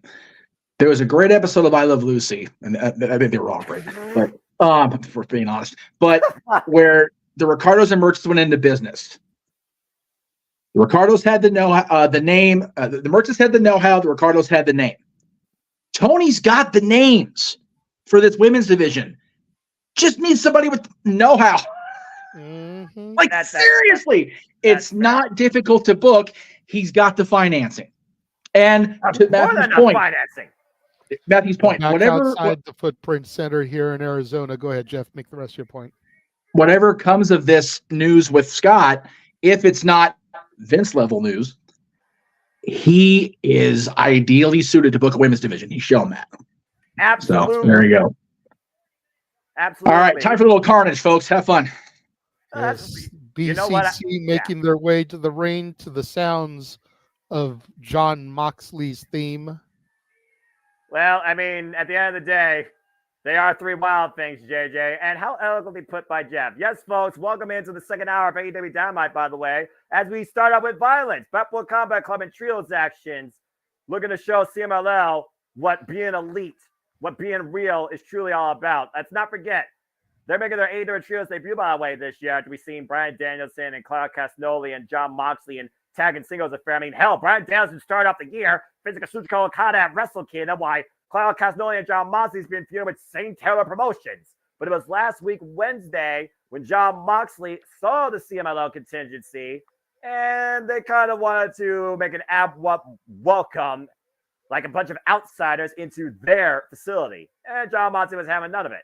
Of course, we saw this past Saturday on Collision, the technical mad scientist, apologize if I push the name, Hencherico, as someone can correct me. Hechicero, I believe. Hechicero, thank you. Yeah, Hechicero take on Bryan Danielson and throw him for quite a loop. And why Bryan wanted to give the man respect, in other words, after getting the better of him with a roll-up pin, the CMLL contingency was having none of it. Of course, the CMLL trio made their debut on Rampage last week, beating Matt Menard, Christopher Daniels, and Matt Sydal in trios action. So we'll see tonight what happens. Actually, it was a quartet.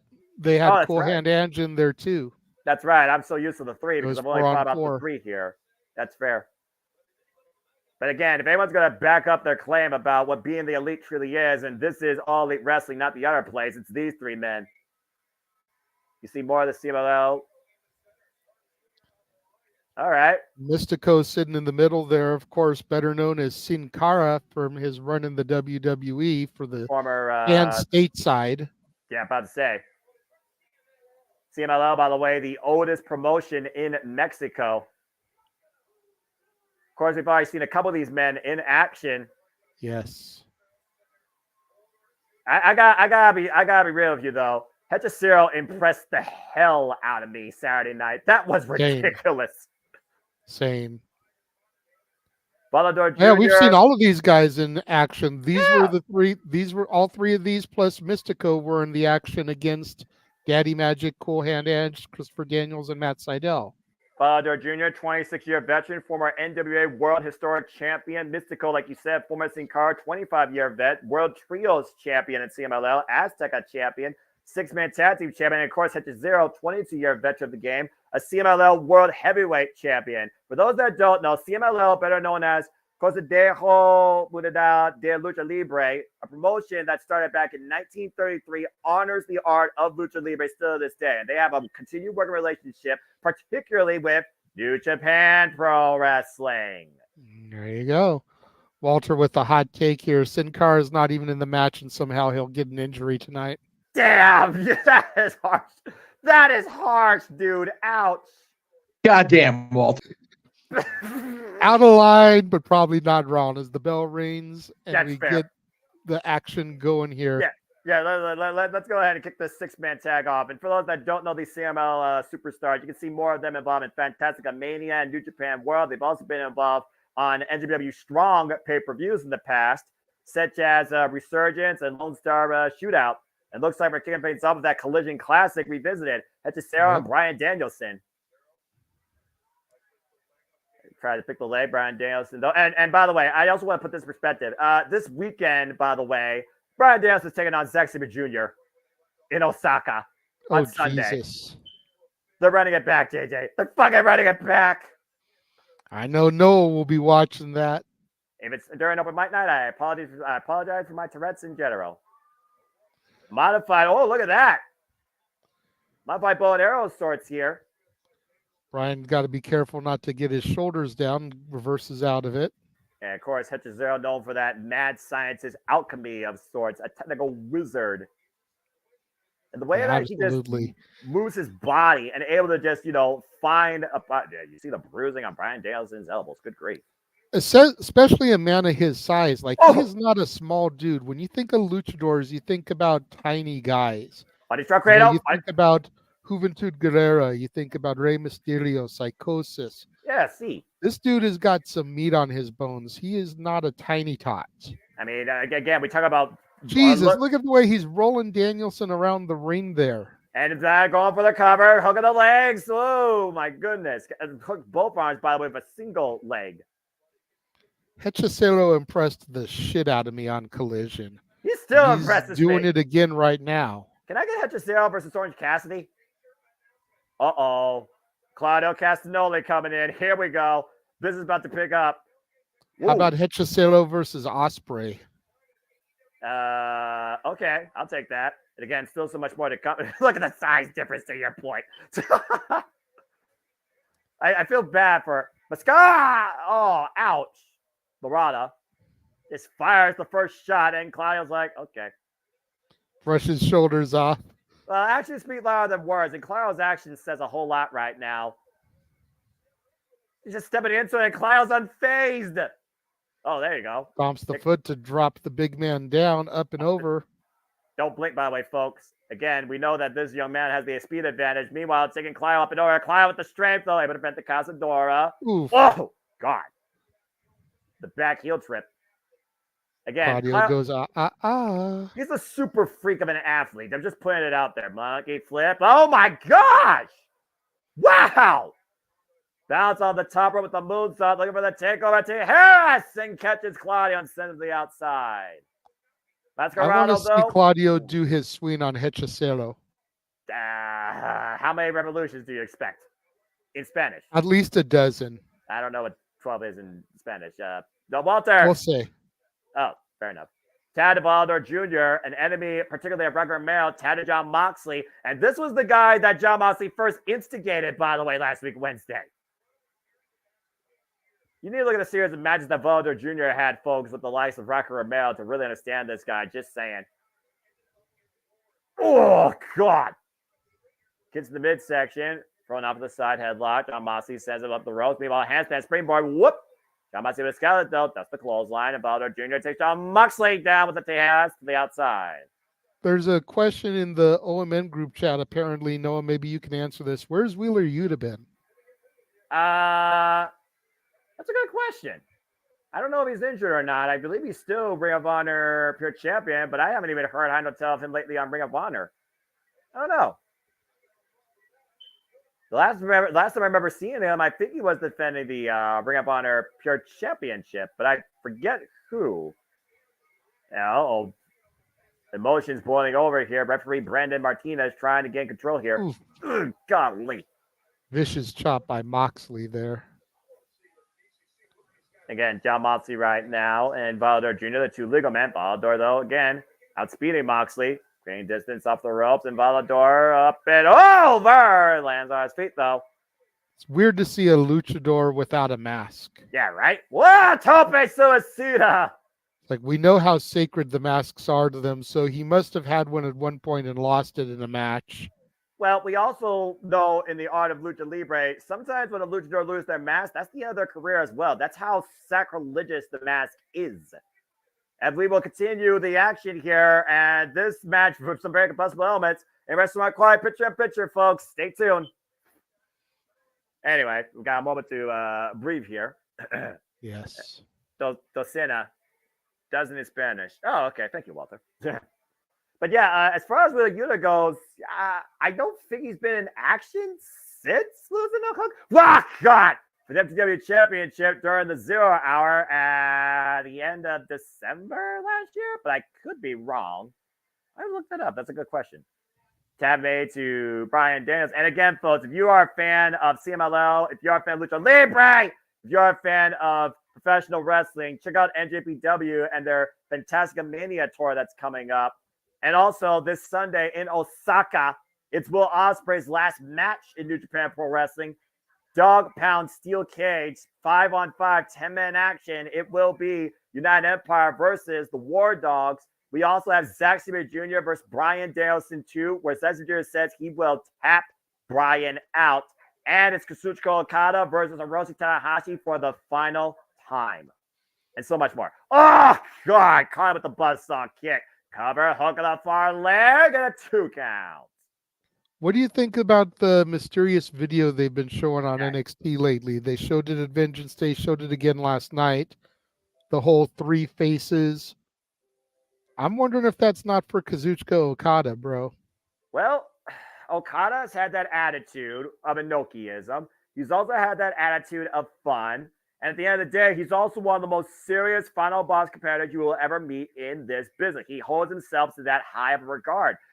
It does lead me thinking about the dark screen and the steps. Takes me back to the Wrestle Kingdom 14 entrance. It could be him, but I'm just not sure. Although Kazuchika Okada is either dragging out fuck WrestleMania. That's the match I want to see now at Stand Delivered. I argue to say your NXT Stand Delivered will be more important to me than Wrestle Kingdom or WrestleMania. I just said it out loud. So it's not too far of the possibility, but the thing that throws me off is the text. The text is so weird. It reminds me of Slender Man. It just feels like somebody more manipulative and dark and rather fierce and dangerous in a different capacity. But I can't picture it to who. The only other person I could think of that might show that violent tendency that could work, also from New Japan, Tama Tonga. Tama Tonga's done New Japan Pro Wrestling too, not to mention Son of a Girl cover too. So it makes me think it is a free agent from New Japan, but I don't think it's Okada because at the end of the day, Kazuchika Okada is fucking Kazuchika Okada. I know Michael Satomura is a coach and had one match in NXT practically, but Okada is not NXT level. He has made event level. Then again, maybe he doesn't want to be the complacent Rainmaker. So I don't know, and I almost don't want to believe it's Okada because I'm just not sure how they'll handle him with their track record. Here comes the big swing, just not the Hechicelo. And welcome back to AEW Dynamite Post. Trios actually here. CMLL versus Blackpool Combat Club. To continue more of my diatribe, I'll do a next picture-in-picture. I paused myself. I think that was Cinco. That maybe CS. Tag to Jon Moxley. Jon Moxley in the cover immediately and gets a 2 count. Of course, we've seen Jon can be both a brawler, but he can also be very technical. Jon Moxley's one of those hybrid wrestlers of the sorts that we've seen as of late that's really adapted to any style. He even said that in his diatribe last week after Dynamite, how the Blackpool Combat Club respects legacy, honors all forms of professional wrestling, disciplines themselves in any variety. And in a way, you kind of can see that in every member of Blackpool Combat Club on this trio side. That's our Dave. Catches him with a thrust kick. Takes Jon Moxley down, and Volador Jr. now desperate in need of a tag. I'll just go ahead and finish my sentence real quick. I just don't think it's Okada because I think Okada's worth more than NXT, and WWE's track record of male Japanese superstars speaks for itself. Ugh! What the hell happened to Boa? I'm just saying. Mascara Dorado up and over, up the road. Boy, that was messy. Botch. Someone put the graphic up. Arm drag, lace lock, meeting of the minds between Jon Moxley and Brian Danielson. Involuntary. Ooh. Nice step up off Jon Moxley. Thank you. Ugh! Rolling corkscrew kick. Catches Moxley. Now Claudio Castagnoli come in. Handstand, springboard. Whoa! Went for that kick again. Claudio got it. That's the clothesline. Up and around. Jesus. What the hair that he got. Pop up to your hair as quite literally. The CMLL contingency taking advantage here. Uh-oh, and it looks like all three luchadors are looking to fly. Stereo topes. One over the top and one in between the middle and top rope. And that leaves one man inside the ring. Mascara Dorado. Uh-oh. Mascara right now. Escalera up on the second rope. What the hell are you looking for? Wow, man! Nice shooting star- star press. And wipes the entire field out as the Lucha chants rain out. Referee starting his 10 count. Again, it's one of those home invasion type dealies here. Interpromotional trios affairs. So we got CMLL taking on All Elite Wrestling, where John Moxley says, we're not the other company. We actually fight. We actually wrestle here. Damn. Apparently no love lost for the previous employer. And I will give credit where credit's due for the other company. They actually have been showcasing quite well Lucha Libre. But I'll just save that conversation for another day. Volador Jr. up in the apron now. Bryan Danielson caught with a kick. Uh-oh. Hechicero now back in the ring. What the hell is this Mad Wizard looking for? Hammerlock. And he's swinging him out while he's hammerlocking the arm. What a backbreaker.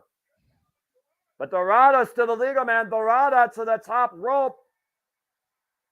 550 splash connects. Dorado with the cover of Bryan, and Blackpool Combat Club breaks it up. Oof.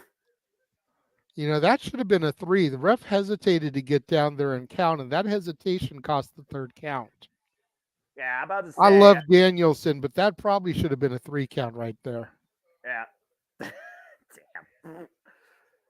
I mean, Dijak, he broke a finger facing Wesley and still finished the match, but what do I know? And that was JJ's NXT. Up and over, can destroy him? Whoa! Cover 2!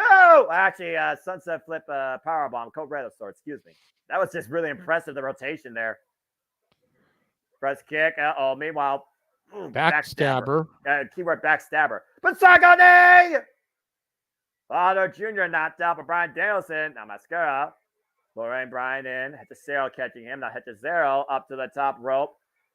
Hechicero flies him with the clothesline. Wipes Bryan out. I need Claudio Castagnoli versus Hechicero now. Oof.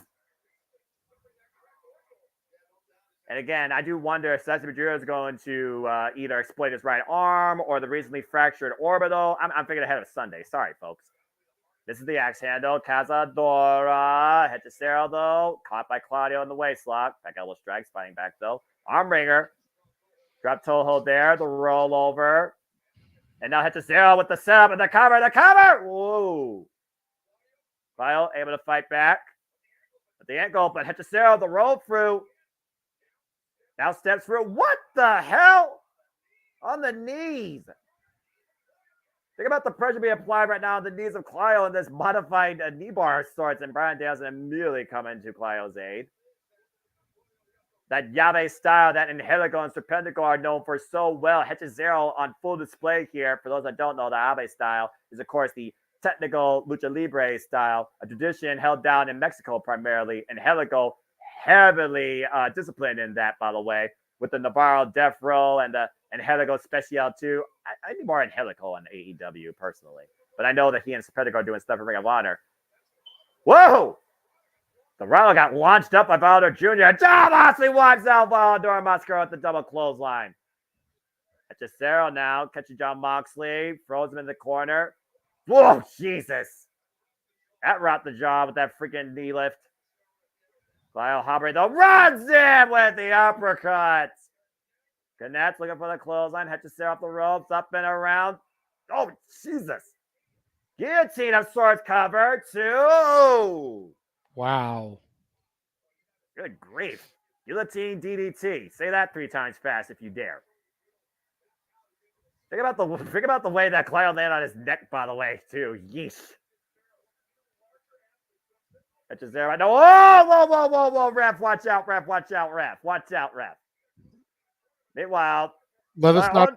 There's 3 other CMLL members of ringside. Wait, what just happened? I got Claudio with the cover, look at the leg, and Blackpool Combat Club at the win. Wait, what just happened? Hold on. Wait.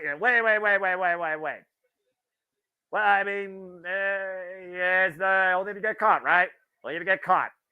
Perfect knee lift right below the belt in the Fuevos.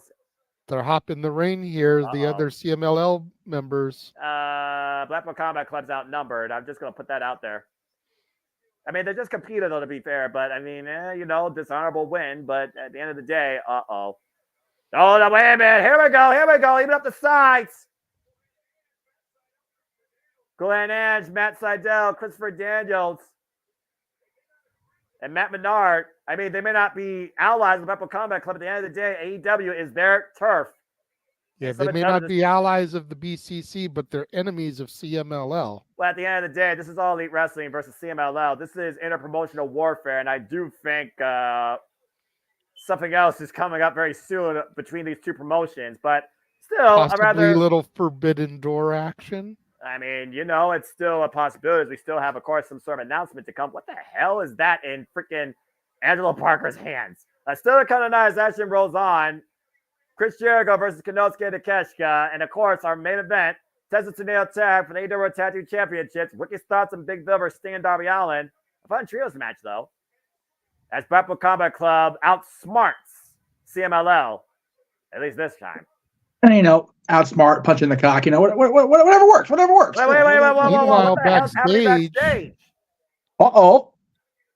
That's Chuck Taylor. He's not even Chuck Taylor. Uh-oh. Oh, no. Uh-oh. Well, Chuck Taylor was already out with an injury. That's why the match for Rampage wasn't going to be 4-on-4. And they decided to send Wardlow out because Chuck Taylor couldn't compete. Looks like they're taking a little bit more advantage and weakening Chuck Taylor even further. Clearly sending a message to Orange Cassidy as, again, Roderick Strong will challenge Orange Cassidy as of right now for the AEW International Championship as we go on full commercial break and have a moment to breathe. That was a fun match. I enjoyed that. I mean, the ending was what it was, but it's Blackpool Combat Club. Nothing surprising me by them anymore. I'm just saying. No, that's fair. While we're on a full commercial break, I know Jeff wanted to throw to our most recent watch-along trailer so we can see everything else that Noah's going to be losing his voice to, calling the action for. Let's take a look at that. Here we go. Get the actions ready.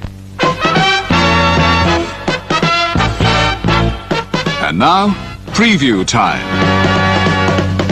So let's take a look at what's coming your way.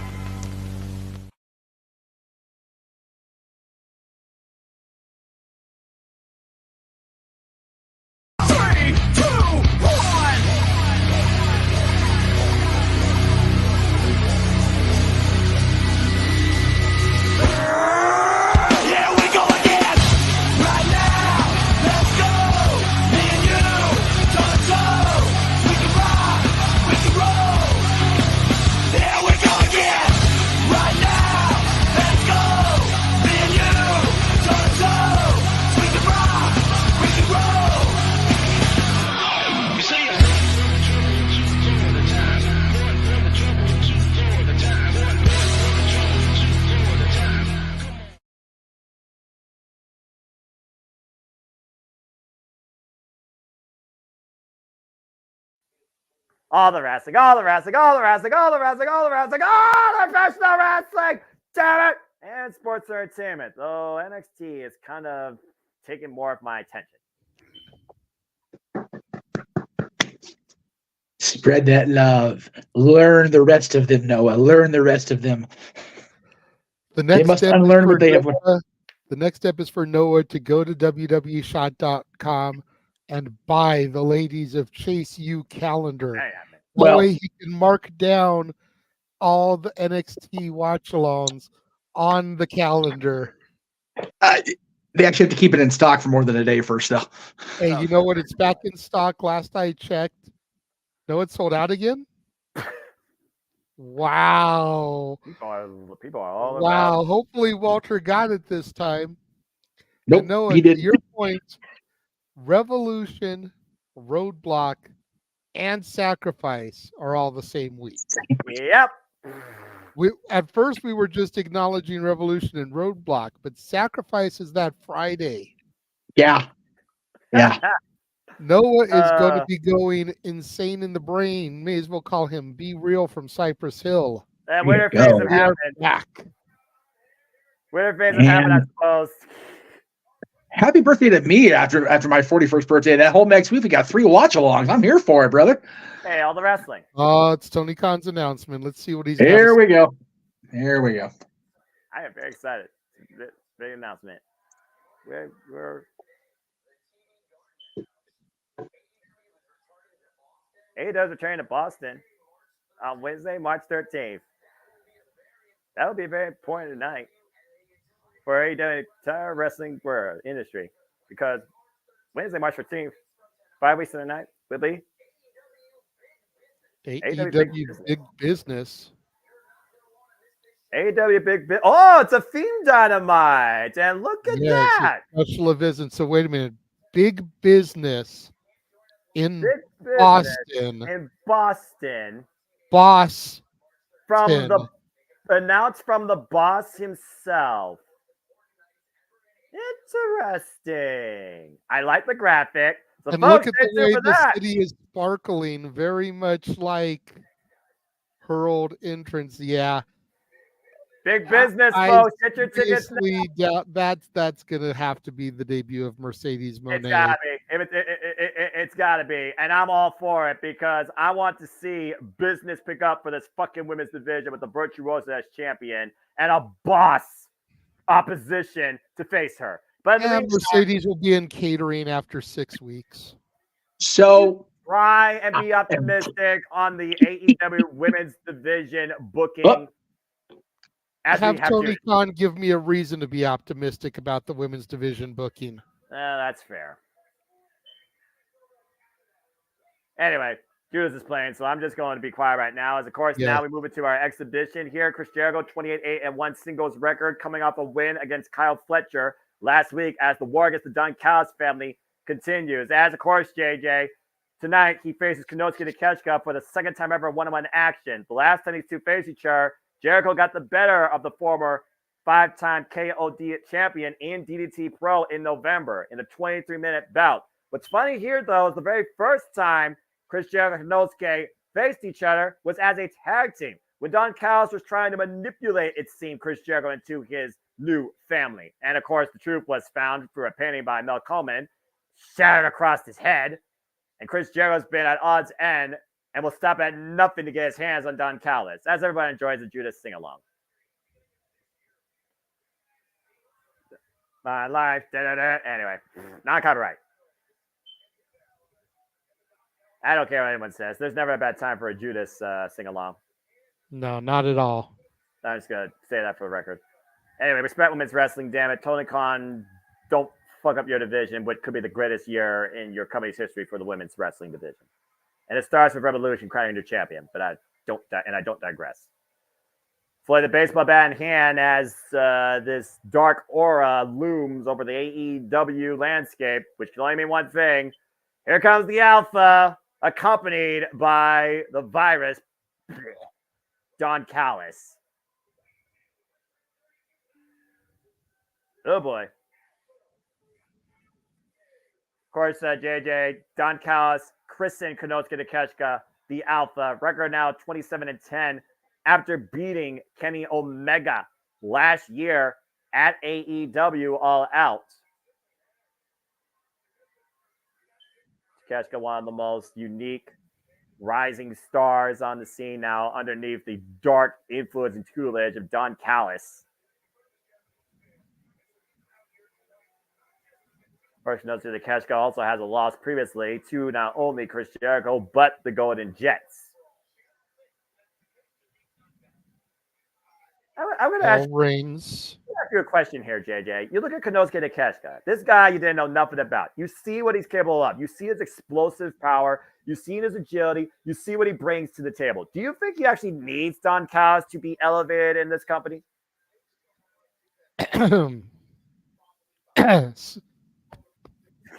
Fuck no. I was wondering, like, what took us such experience for so long? Don Callis and Chris Jericho again. Don Callis for over 30 plus years of friendship for money and power. No surprise there as Jericho sets the catch up and over face first in the apron. Takeshita right now a little bit taken away by that. Oh my goodness. Did I just see what I thought I saw? Yes, you did. It looks like Don Callis tried to smack the shit out of Takeshita. He did, because he's trying to fuel Takeshita's hatred. Remember, that's the whole reason Kyle Fletcher joined the Don Callis family. And of course, Kyle Fletcher, current Ring of Honor World Television Champion, lost to Chris Jericho last week. And of course, we saw the Don Callis family still have their MO out for Chris Jericho. That's why Sammy Guevara right now is nowhere to be seen. Once again, out injured. Let's not forget, Battle of the Belts 9, called brilliantly by you guys, by the way. It started off with a freaking street fight against Ricky Starks and Big Bill. And it was the Don Callis family with the brainbust on the floor of Jericho. Ah, that allowed. Let's not forget, we saw Sammy Guevara, I believe it was Rampage, and he is back and out for revenge against Powerhouse Hobbs. Considering Powerhouse Hobbs put Ricky Starks out of the way after a freaking fall from grace, turned into a nightmare that literally cost them the titles. I can't say I don't blame him. That's again the Don Callis family making sure they take everything away from Jericho, so there'll be nothing left but the tears. Big senton drop by Konosuke to Jericho. That entire group just crashing down the torso of Chris Jericho, this tested, respected vet over 30 plus years in the game, 50 some odd years of age. Takeshita right now up the ropes, right now. Oh, just flies in with the clothesline. Jesus. Didn't go for the cover, just going for more punishment. Just a ground and pound here. Now goozling Chris Jericho. And of course, AEW will be starting their Canadian tour next month as well, visiting places like Windsor, Ontario, Quebec City, Quebec, Toronto, Ontario, and so much more in the later part of March as AEW goes Canadian, ending in London, Ontario, looks like Sunday, March 30th. Good for them. I like the fact they're visiting, up north. It's a good territory considering how much the roster's from Canada. And Kenny Omega get well that's soon, fair. by the way. Definitely a lot of history in the Canadian era. You think about Bret Hart, you think about Owen Hart, of course. You think about Chris Jericho, Kenny Omega. Calgary Stampede. And of course, the Owen I don't Hart. think the Owen will happen then. It's a little too early. They tend to do that in June. I Between agree. Double or Nothing, like right after Double or Nothing. I agree, but usually, again, we're talking about all the Canadian stuff. Let's not forget, again, Calgary Stampede, but Houston. Speaking of the devil, there's Sammy Guevara. Powerhouse Hobbs is unaffected by that chair shot. Well, no, of course he's not. You seen how massive Powerhouse Hobbs is? Yeah, but again, Sammy, he's local, right? Off the steps with the cutter! Well, that's one way to even the odds. And again, Sammy Guevara with the equalizer now. The Hobbs see if he's brought here. Oh, Jesus! Unprotected air shot to the dome sends Hobbs over the barricade. He didn't see that coming at all. Meanwhile, Konosuke flies in though with the knee, pushes Jericho back to the corner, elevated knee strike. As security right now is going after Sammy and Powerhouse Hobbs, who are fighting amongst the fans to protect the fans for Pete's sake. Wrecking ball drop kick by Chris Jericho takes Konosuke down to the floor. We gotta watch Don Callis though, still looming on the outside. And Chris Jericho donning that mask. The Oni mask, Oni for those that don't know, is a Japanese deity. Crashing down on Konosuke Takeshita. As this match and this war between Jericho and the Don Callis family will continue now in Restaurant Quiet Picture-in-Picture. So, yeah, an announcement that Tony Khan is going to book AEW Dynamite, TD Garden, where big business will be presented and will pick up. Yes, so, and it is now official. We will be doing a watch along for that. Jeff has just made the graphic, sent it to me. I don't know if he has it loaded, so I'm going to try and talk and stall until I see it pop up on the screen. Come on, Jeff, you can do it. Because we're Let's going to be see the graphic. graphic. And Noah, do you see the way they spelled Boston with two S's that are dollar signs? Well, big business. The means boss big money. or Monet? The boss. How about that? That's what caught my eye when I screenshotted it at first, because I sent him this graphic first, then I found another graphic on the website which I sent to him. Yep. Yeah. But as soon as I screenshotted it, I didn't catch it when I saw it on the TV. Yeah. As soon as I screenshotted it, I noticed the boss, BOSSTON, with the S's and dollar signs, and it's like they're not even trying to be slick about it. Well, it's no, the internet. no.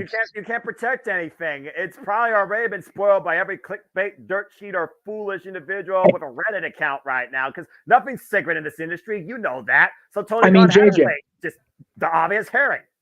JJ, when you get somebody the caliber of Bruce Springsteen, you announce it. The boss is going to be a Dynamite. Come on. Bruce Springsteen in the audience. Hey, That's that awesome. would make sense if it was in New Jersey, Jake. Oh, yeah. Oh, that's right. Asbury Park. It wasn't a botch. It was on purpose, you shit. But I mean, still, imagine though he lied to us and he got that instead as like a special guest appearance or a performance because, hey, we all know what the biggest influence is. People would lose their minds. I would crack up. I would too. That'd be hilarious. What you do is you have Bruce walk out there, people just, and then he puts his arm out, and Mercedes walks out there and goes, "Oh, sorry, I'm late. I'm good. I'm here. Hey, Mercedes Moné rolls with the stars, right? Because she's worth that money, right? That's big business. Let's have that money, dude. Gotta have that money. I hope this. I'm sorry. Go ahead. I was just saying, I hope this completely non-subtle graphic actually means it because, man, whether she's in catering in 6 weeks or not, damn, it's going to be good to see her getting some quality time. Anyway, I completely agree with what Matthew said. I still don't think that she's going to elevate or help the women's roster all that much. Way too much baggage and not worth the money that, TK had to shell out for her. Well, and Wesley, if you were paying attention, you would have heard us say we don't think that the Owen will happen during that tour of Canada. Thank you for tuning in and paying attention. And Kanosuke flies with a toe pick all over the top to the floor, wipes out Jericho as we are back, folks. AEW Dynamite continues tonight. Our main events to the company AEW Tag Team Championships. Darby Allin and Sting taking on Ricky Starks and Big Bill. And speaking of our champs, of course, they were able to successfully handle business, defending against Chris Jericho and Sammy Guevara, faces the Kyle's family. Made official now Wednesday, March 13th. AEW Big Business from the TD Garden in Boston, Massachusetts. Big business going down. Oh! In Boston. Do you think it's a mistake for AEW to do a TV special that close coming out of Revolution? Considering it's literally the following week after, what the Lions saw missing. I mean, again, March is going to be a madhouse of madness in this industry, considering everything's going to be prepared to go on at the end of the month. And you consider that the week that we just talked about, Revolution, Roadblock, and Sacrifice. That's 3 companies doing something on the same week. I think Tony Khan was kind of wiser to do it afterwards because that week has nothing right now besides them as the focus. Well, but my point is that you're already getting Revolution in March. Yes. And odds are you're going to get Double or Nothing in May. Yes. Wouldn't it have been smart to save that for April when you're not going to have a major event and do a TV special in April? I get trying to book venues can sometimes be difficult. Yeah. And if you want to do this at the TD Garden, maybe that was the only day it was available. That's it. But I just, doing a TV special a week and a half after a pay-per-view seems a little bit excessive to me. I can understand where you're coming from, but again, you kind of point out a key factor here. At the end of the day, when these venues are booked, they're booked based on a schedule and when you pay for them. And who knows how long in advance this building was booked for. I don't know how far in advance wrestling promotions, marketing departments actually not only advertise, but book. Because I imagine you got to book it first, then you pay for it, and then you market it, and then you advertise it. It's got to be like that type of process because to book something that big shortly after your pay-per-view, but a week after the Fallout concludes, there has to be a purpose to it. Again, though, I don't understand this wrestling business. I'm not even 1,000-air. I'm lucky to be 100-air more than 2 weeks at a time. And that just goes to Bills. Cover by Jericho to the far leg. 2 count on Kanosuke. Barely able to kick out there. It does also make me wonder, though, to your point, is April going to be like maybe a focus on like Battle of the Belts? Because I remember last year after WrestleMania, the first Dynamite was a special into Battle of the Belts the weekend, and that Dynamite had big matches and a rival, Switchblade Jay White. So I wonder if he does have like just something planned in principle for April. If nothing else, hype up Double or Nothing or, what they might do during the summer, including the Owen, to your point. Jericho off the second rope. Brings up and Blue Thunderbomb connects cover. Two, don't say it, damn it. Go ahead, say it.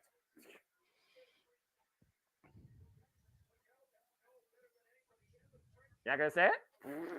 Sorry, I wasn't paying attention. I was doing something else. Oh, you're fine, brother. Konosuke just did a Blue Thunderbomb. Got a 2 count. Whipping that knockout knee strike. Judas Effect blocked by Jericho. Meanwhile, Konosuke, once again, rising knee strike, rocks Jericho to the corner. Since it was asked for, Blue Thunderbomb never gets a 3 count. God there we go. God bless it. One of these days, it's going to happen in AEW. Mark my words. Because AEW does it more than... Never mind. I'm not going there. Hurricane Rana at Sem Jericho going to the high rent district. This is not going to end well, I fear. No. The mounting you can position. see. Oof. Ooh. I think his head just dodged the post up, thankfully, but still, that was not pretty. That was nasty. Barely. And what the hell is Konosuke looking for here? Oh, man! Avalanche Blue Thunder Bomb! Cover 2! No, Jesus. And that was just because that was a See it one more time. Really slow cover up. Watch this. Boom. God damn. Imagine the shock up your body for Jericho when he landed on that. Ouch. Jericho rocked. Konosuke looking for the knockout knee strike. Knee pad down. Jericho catching him the double leg. The turnover. Looking for the walls. But again, the work. Callis with the chair, though. Oh, slide the chair into the rain. And Bryce sees it. Meanwhile, Don Callis. The red herring. Of course he saw it. Oh, Jesus! He just screwed Driver Jericho in the head. The fuck, man! And now Takeshita putting Jericho into the walls himself. Okay, now that's a statement. That's a wrong statement. Jericho's knocked out 2. He got spiked. There goes 1. There goes 2. You have got to be fucking kidding me. Not like this. Oh, Jericho still has some fight in him. Chris Jericho's still alive in this. Takeshita driving him to the center of the ring. Oh, high angle. JJ, ow. High angle. Remember the shock up the spine. Jericho had no choice but to tap. It's a little bit closer to the OG Lion Tamer. He just didn't have the knee in the back of the neck there. Yeah, he didn't need it, though, after that impact off that Avalanche Blue Thunder Bomb. Again, the shot driven up Chris Jericho's spine and body. That was fugly. That's an insulting win, though. But again, Don Callis gets the better of Chris Jericho and embarrasses him. Konosuke Takeshita, the alpha, beats the other alpha, Chris Jericho. And the Don Callis family, once again, tries to take everything they can away and leave nothing but the tears. Jericho left a heap. Well, still a kind of night. Our main event comes up very soon as the AEW title chairs will be on the line. Ricky Starks and Big Bill defending against Sting and Darby Allin, Texas Tornado Tag Rules. And our main event is coming up next. So stay tuned, folks. See if Sting gets one last accolade before it's showtime for the final time. The Founder's growing weary of the repetition in the chat room. Anyway. What about the chat room? I'm not looking at the chat room. Don't worry about it.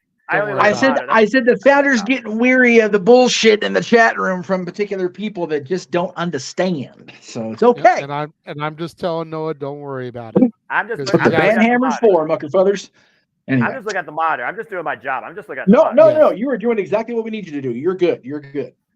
Now, I will say before, since we have a full commercial, we're not calling action or whatever. I just want to say again, thank you to everybody who is tuning in. I know we didn't get a whole lot of promotion about this as far as on before we went live. That was my fault because I was trying to balance the Greg Cherry show and the flood that's coming back in tonight, apparently. So I get to try to bottle all that shit up before I go out for the night. That'll be fun. I also want to thank everybody at home for continuing to watch our stuff, period. Be it JJ's content on his channel, be it the predictions that Noah hosts, the prediction leagues that Noah hosts, be it my own content. It is more appreciated than I can express. There is a minority in the little circle we've created here that seem to have an issue with the way that we do our streams, the way I do my stuff. And I am so privileged to come before you guys, so many times per week, as are we all here across the Multiverse of Media. So thank you to everybody that is still sticking with us and still enjoying what we do, how we do it. And we look forward to what's to come tomorrow with this very anticipated WrestleMania kickoff thing in Vegas, with JJ and I and JJ's father talking about the greatest songs in the history of the Beatles, celebrating 60 years since they were on the Ed Sullivan Show, which is bananas to me. It's been 60 years. Yeah. And it was 60 years ago today, actually, that they touched down in New York. Yes. Ahead of their appearance on the Ed Sullivan Show. They weren't even in the building yet. Was that the airport that would become JFK Airport? Yes. Okay. I'm not sure if it had already been renamed or not, but yes, it was that airport. It may have been. It was only a few months after February of '64, so it could have. Yeah. It could have been. I'll have to look into that before we go live on Friday. We'll have to check that out for sure. But regardless, 60 years ago today, the Beatles as a band touched down on American soil for the first time. God, it's crazy. George had been over here once prior by himself to visit family. Right. It was the first time them as a collective touched down and Beatlemania really began to sweep the states. It is bonkers that you think about stuff like that and it was, dude, the world changed. The world changed when they got here. That's just the end. It's the end of the story. Yeah. The end of that sentence, the beginning of the story, I should say. But yeah, that's just going to be a cool week, a cool weekend. I get to hang out with rock icons of my own. We'll talk more about that during this shift. But man, here we go. Woo. Yep. JJ, chat. It's main event time on AEW Dynamite, and the snow is falling inside the building, and that can only mean one thing. Here comes Sting! And Darby Allin.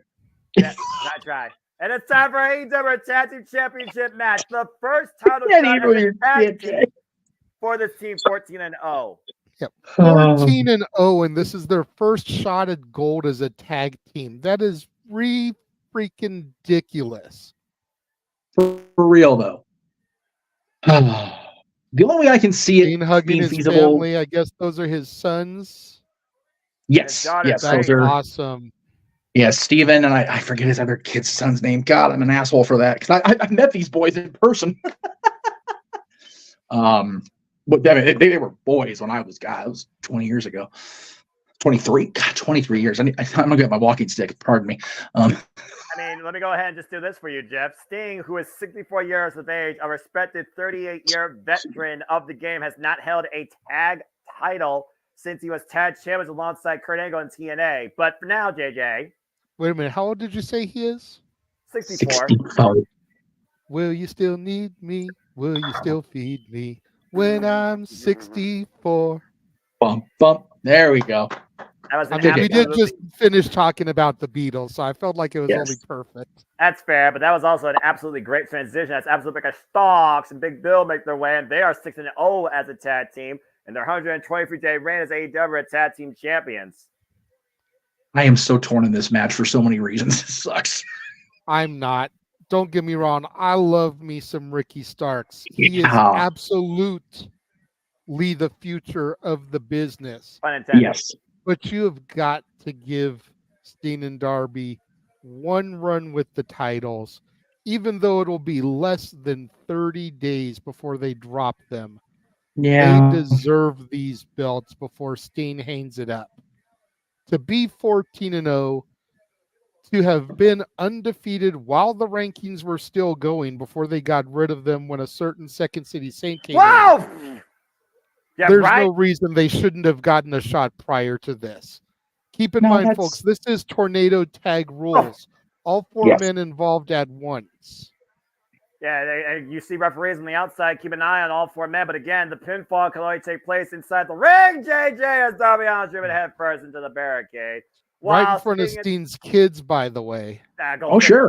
Sting and Ricky Starks are, of course, finding out amongst the audience, as AEW is always about that interactive fan engagement.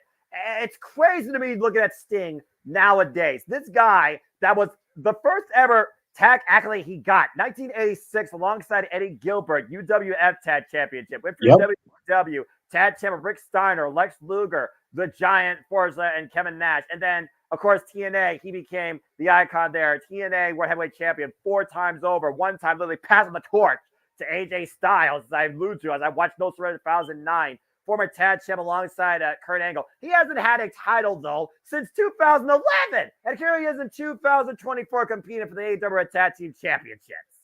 That's crazy when you think about it. And arguably, we discussed this before, but arguably the best run in Steen's career since he was the Joker in TNA. Exactly.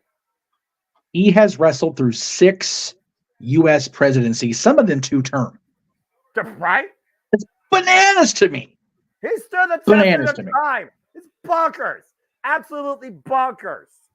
And I would argue, gentlemen, that he's in better shape now than he was when WCW ended. The damn dude doing New Jack dives off a damn ladder through a broken table, laying Sammy Guevara crushes Rez with a freaking... Oh, shit. Oh, why did I say it? Steen is perched up above the entryway there.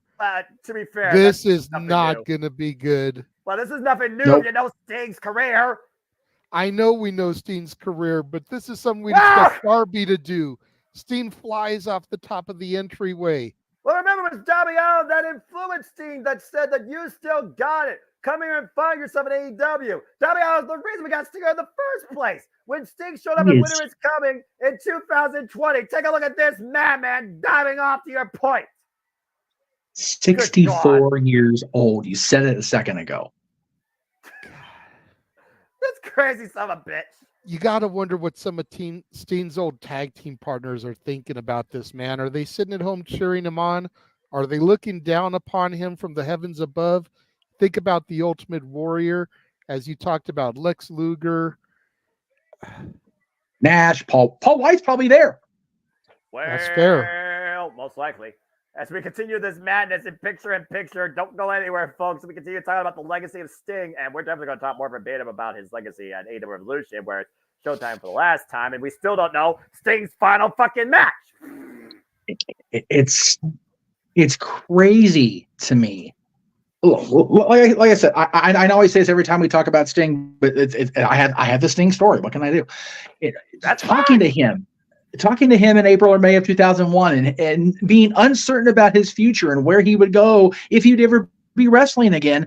That was 23 fucking years ago. It's crazy to me. And he went in that match with Nate. Nate was out of shape, beat to hell. Didn't even wrestle he wrestled with a t-shirt on. Sting's shoulder was still beat up. His entire body was beat up. He was 13 years into his career then.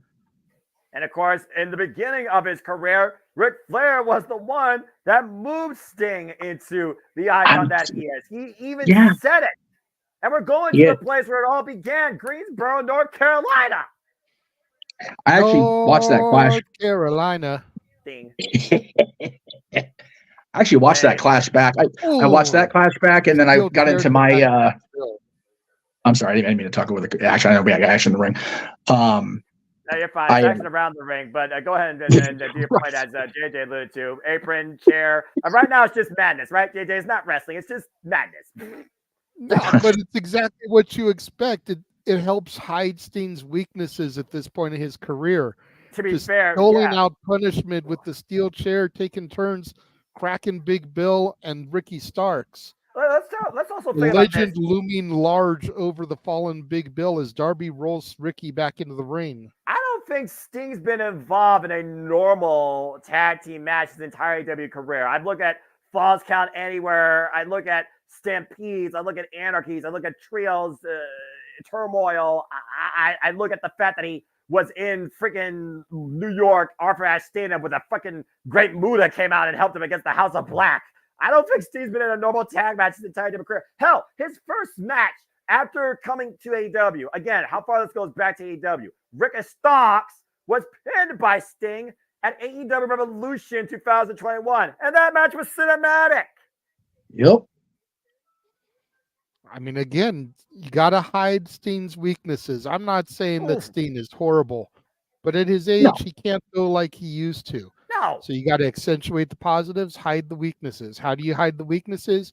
You make matches like this where shenanigans can occur, and he doesn't have to go in there and put on a technical wrestling masterpiece. Or try and wrestle Ric Flair in TNA in 2012. Oh, And, Jesus. Jesus, we're beyond their prime. AEW Tag Team Championships on the line here today on Tag. Stay with the splash. Here's Splash. A big bill. A big bill, the clothesline.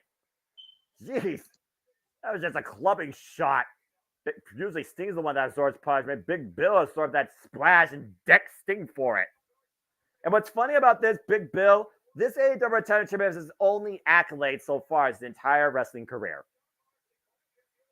And again, that goes back to the chip on Big Bill's giant shoulders, and Darby Allin gets caught. Oh, God! Oh, Jesus. What a black hole slam. Big Bill catches Darby trying to dive through the ropes, swings him around, and drops him on the mat outside. Damn, how many burrows did Big Bill swing Darby Allin for before planting him on the floor? Boom! Damn. Oh, man. Chris Parks said, I'm going. Left in the ring is Ricky Starks. Well, again. And how long will that last? I'm not sure how long this collision's going to last. And of course, collision takes place this Saturday night on TNT. And we know we got Orange Cassidy defending the AEW National Championship against Tomohiro Ishii. Still more matches to come. Big Bill right now bringing Darby Allin back inside. Again, folks, this match is tornado tab. It is for the AEW Tag Team Championships. Ricky Starks and Big Bill's fourth defense. They've outlasted 4 teams in a ladder match. They outlasted Blackpool Combat Club. Ooh, Claudio Castagnoli and Wheeler Yuta. They outlasted, of course, Chris Jericho and Sammy Guevara most recently in a street final, Battle of the Belts 9. Yeah, I still have issues with that one, man. That should have been Jericho and Sammy's night. I agree. But again, Big Bill coming back in 2-on-1 in the ring here. Steen laid out on the outside. Darby prone. Oh boy. Champions right now in firm control, and Darby Allin is in a world of trouble. But of course, Darby Allin, he is relentless. He will take on the world. He's taken on the world his whole life. Former 2-time TNT champion, being ragdolled and hoisted up and goozled by Big Bill.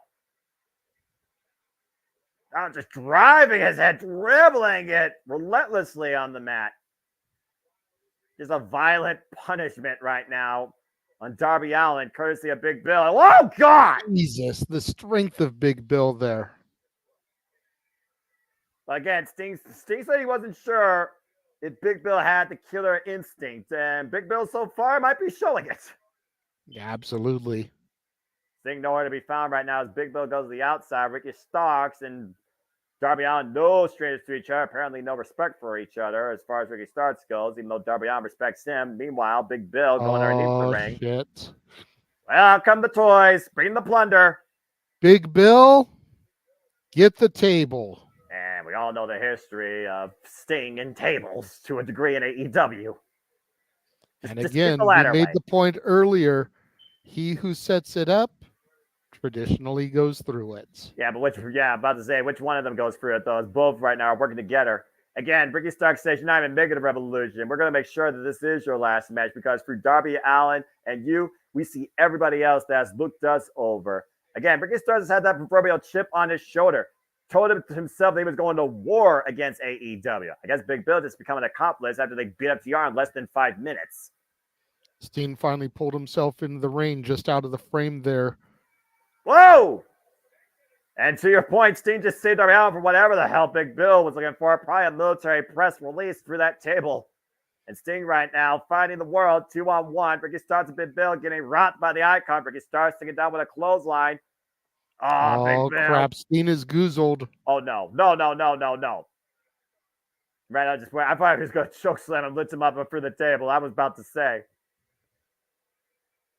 Big Bill looking to end an icon tonight. And Big Bill right now being broncoed across the top rope in between the Twin Towers. Ouch.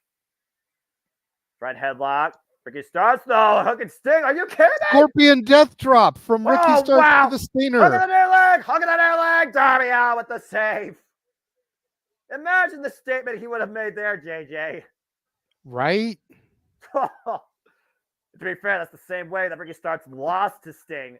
Now made official by way for Collision, Star Jr. Espinade take on John Moxley, contest known as the War at CMLL, and Blackpool Combat Club continues. Maya just tweaked his own ankle there. And again, as I alluded to, AEW National Championship on the line.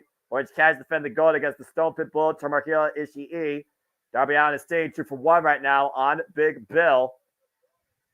Darby just throwing his body in while Sting comes in with the splash. Rocks the 7-footer, kicks in the midsection. Darby Allin up and over. Go red! Wow. Really quickly, we got a super chat from Walter that is relevant to this match. September 4th, 1995, Nitro debuted. Sting was on that from the Mall of America in Minneapolis, Minnesota, and we are still watching him today. It's nuts that he outlasted an entire wrestling company. And that's He's the the only down with the sinking ship. he is the only person on that show still active, whether they've passed on since then or retired or whatever. Sting is the only guy on that entire Nitro show still active in the wrestling business, period. And meanwhile, oh God! Big Bill and Darby through the table. Sting's got Ricky in the Scorpion Deathlock. Ricky gets to the ropes. There's no rope break. It's Texas Tornadoes. No disqualification. There's no rope break. Good officiating by the referee, reminding Ricky Starks there's no rope break here. Ricky Starks able to get his body out far enough to force the break from Sting, while Darby Allin sent Big Bill and him crashing through the table. Sting falls against. Oh no! Wiener Splash misses. Ricky was able to get that turnbuckle pad off. That exposed still into the chest of Sting. And Ricky Starks right now, he's scouting Sting. Say it was going to end the Icon's career. A little bit of reluctancy on Ricky Starks' face possibly here. Yeah. When Sting A little found bit out, of no, hesitation. spear! Spear. The cover to retain the titles, no! Interesting story. That was interesting. Come on, let's be honest That here. almost felt like a Shawn Michaels, Ric Flair, I'm sorry, I Yeah. love you moment. Well, He didn't want to do it, but he's got to try to keep his titles. But again, JJ, Jeff, who did not grow up some point as a little Stinger? Yeah, no, That's just me, so. There you Yeah. go. Ricky Because Starks I on the came into third it so late. You got to figure. Yeah. He's got him hooked up. Oh, that's right. Scorpion Death Drop. The cover, go for the cover. Hook of the leg. Hook of the leg. 3. Sting and Darby Allin with the 10 titles. Sting's Wow. the champion. Sting's the champion. Sting is the tag team champion. What the hell? In That's awesome. 2024, Sting and Darby Allin are the AEW World Tag Team Champions. Unbelievable. The guy in the glasses and the Sting paint is crying. I love it. You love it. Hell yeah. One That's last awesome. accolade in the Icon's career before it's showtime for the last time. Sting, once again, a champion. And for the first time ever in both men's respective careers, Sting and Darby Allin are the AEW World Tag Team Champions. They did it. He literally might retire as a tag champion. What the hell does this mean for the AEW Tag Team division? Regardless, what a gets to do a moment. tournament, something he loves. I guess that's fair. But, I mean, would Darby Allin be willing to do that, though? I mean, again. Anything but the Sting's buzz, greatest right? family It's top inside of the the ring. barricade, come into the ring and celebrate with their old man. Ricky Starks doing the right Oh, thing out of the ring, giving the Icon his moment. I like the boys coming in now. Sting has not been a tag team champion since Kurt Angle in 2011 in TNA. From 1986 to 2024, the Icon once again is a tag team champion. Sting being handed the titles, embracing Darby. Look at that Freddie sight. fires off and the crowd goes apeshit. But can you blame him? What a moment. I On know the it's the verge. moment. I'm just trying to sell the moment. I know. I'm just Oh, what the fuck? Jesus. Son of a bitch. Stop fucking corporate box! And Nick Jackson assaulted Sting and Darby Allin and Sting's family. I knew the boys coming in. Oh, darn it. These freaking twat waffles. Oh. Damn these Bucks. And these white bats in hand. Well, yeah, they're the heroes. Inconsiderate son of a bitch. You couldn't pick a moment with your corporate asses to make a Tony Khan fucking announcement later. Bullshit. Darby's bleeding. Well, that bat bashed him in the head. What the hell? And of course, Andrew and Andrea about it, they're corporate. I don't give a fuck what anyone says about freaking them. They are the absolute worst in existence. Oh, no, not this. Big TE trigger. God darn it. Couple of punk-ass bitches. They couldn't accept the fact they couldn't be the best tag team last year at Full Gear, losing to the better of the elite, Kenny Omega and Chris Jericho. They've been stewing ever since. And since they couldn't get a chance, they either were a tag team championships, they're now forcing themselves into it at the expense of Sting and Darby Allin. This is a completely premeditated attack. But it's bullshit. And nobody coming out to help Sting and Darby either. Well, of course not. They're the EVPs, JJ. They can't come out and go against the company. Oh, yeah. They risk being fired. That's true. They'll probably get fired. Get fired or terminated. Heavily fined. Heavily fined, yes. Look, I've seen the corporation. I've seen the authority. I've seen freaking El Jefe and Lucha Underground. But this is just other levels of low corporate bullshit here. Seriously. You know, this is excessive. Yeah. This is a little much. I understand coming out, making a statement to set up your match at the pay-per-view, but this is excessive. Yeah. And now they got the belts in hand, and clearly that's the plan. Well, I did say we don't know what awaits Showtime for the last time. I think we just got our fucking answer. Like it or not, Nat and Nick Jackson just made their intentions known. They want the tag gold. For the man wrestling, JJ Williams. For the man whose name on the marquee, Jeff motherfucking Meacham. I'm the Cemento Foster. Fuck the Young Bucks to oblivion and beyond. Beyond this plane of existence. Thanks for watching our coverage of AEW Dynamite. Yeah, what do you say now? Jeez.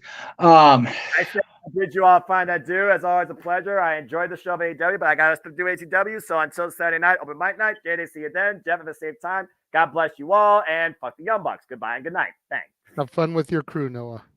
Yes, sir. Oh, damn those Young Bucks. Jesus. By the way, the hat choice was not intentional to match those two jackoffs. Let me be clear on that. I've been wearing these hats for a while now. So, Oh, Lord.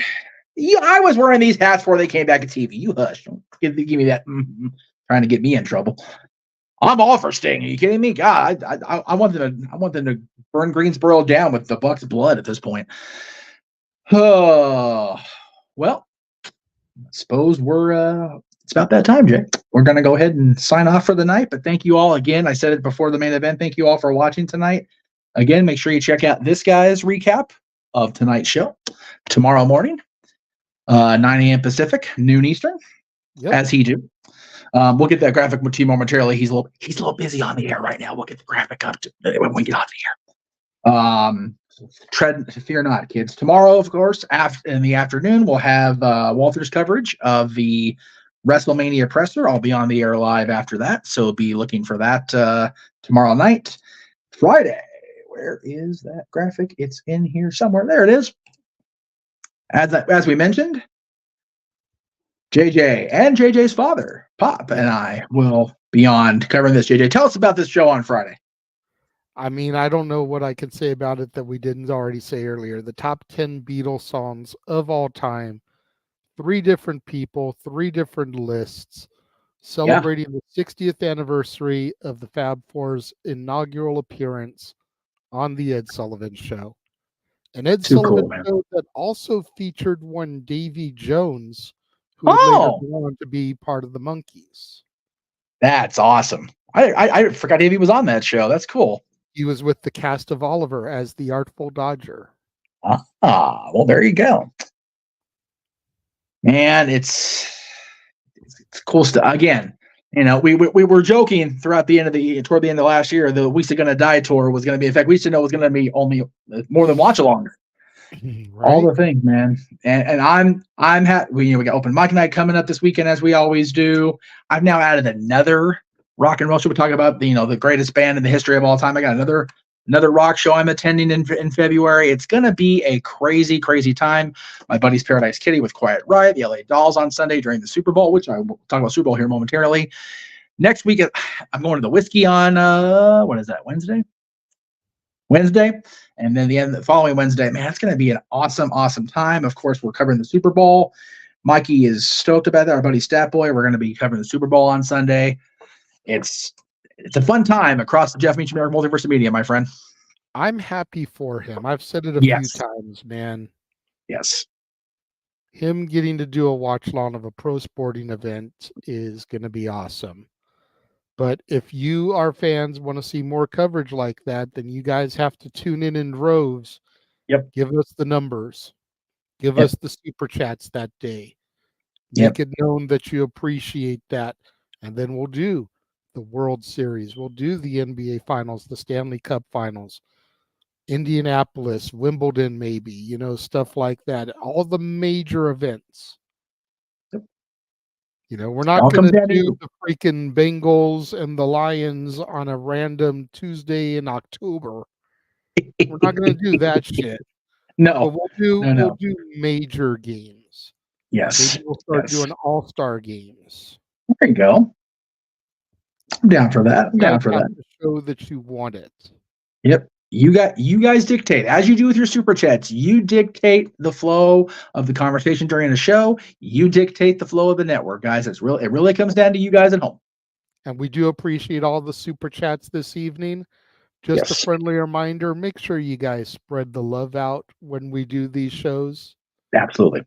It's definitely been teetered a little bit more to one side this evening, and I'm not mad at that, but for future, try to spread things out a little bit more evenly. We always encourage everybody to super chat everywhere you can. We understand that, just spread the love. It really, like Noah always says, everything's as simple as that. And we say that quite frankly, but it really is that simple, guys. You got a couple bucks, throw it JJ's way, throw it my way. It's all good. Especially if you guys can super chat other shows on other channels. Right.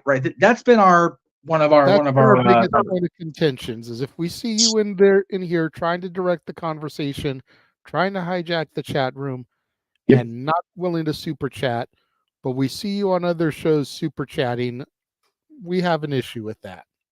Yeah, and I think justifiably we are going to begin to take care of things in the chat room. TCB, it's what we do in the JMN, baby.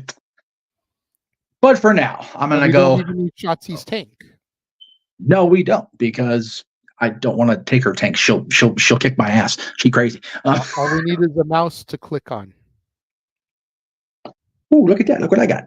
Again, I said it during Greg Cherry's show. I said on Monday. These are powerful things if you let them be. And speaking of things that are powerful, yes, sir. Go back and check out Inside the Mind of the Renegade. Yes. Where I discussed the Rock Roman Cody fiasco.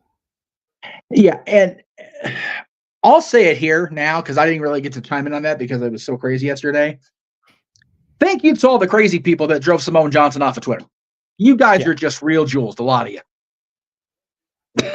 That's so ridiculous. It really is. She has nothing to do with that. Yep. Oh, I say glad with a very finite grain of salt. I'm only glad I won't be part of Saturday Night because I might go off and get everybody thrown off YouTube of all the negativity that's been going on this week. So I'll be doing my rock and roll thing and just getting that woosah out of the casino because it's becoming more and more difficult to not address the giant 70-something-year-old elephant in the room without being an ass. So, but and Walter did enjoy your stream yesterday. So there you go. Appreciate that. Yes, it is just viable. All right. We are going to say goodnight from the Multiverse of Media. Thank you to everybody that watched across all the channels. We actually still have people watching now across all the channels, so that's much appreciated. So thank you for that. He is the Renegade. We had the still spectacular voice Noah Foster on the call tonight. I am, of course, Jeff Meacham. We'll see you tomorrow for whatever comes out of this WrestleMania kickoff thing in Vegas. It's going to be crazy. If y'all are going to Vegas, be safe. If you're not already there, take transit. Don't drive. For the love of Christ. It's crazy ass up there. Super Bowl's on Sunday. Thank you guys very much. Have a good night, and we'll see you tomorrow right here across the Jeff Meacham Network Multiverse of Media with all the latest news and craziness within professional wrestling. The Jeff Meacham Network's Multiverse of Media. For over 15 years, the recognized symbol of excellence and the standard bearer in coverage of sports and entertainment.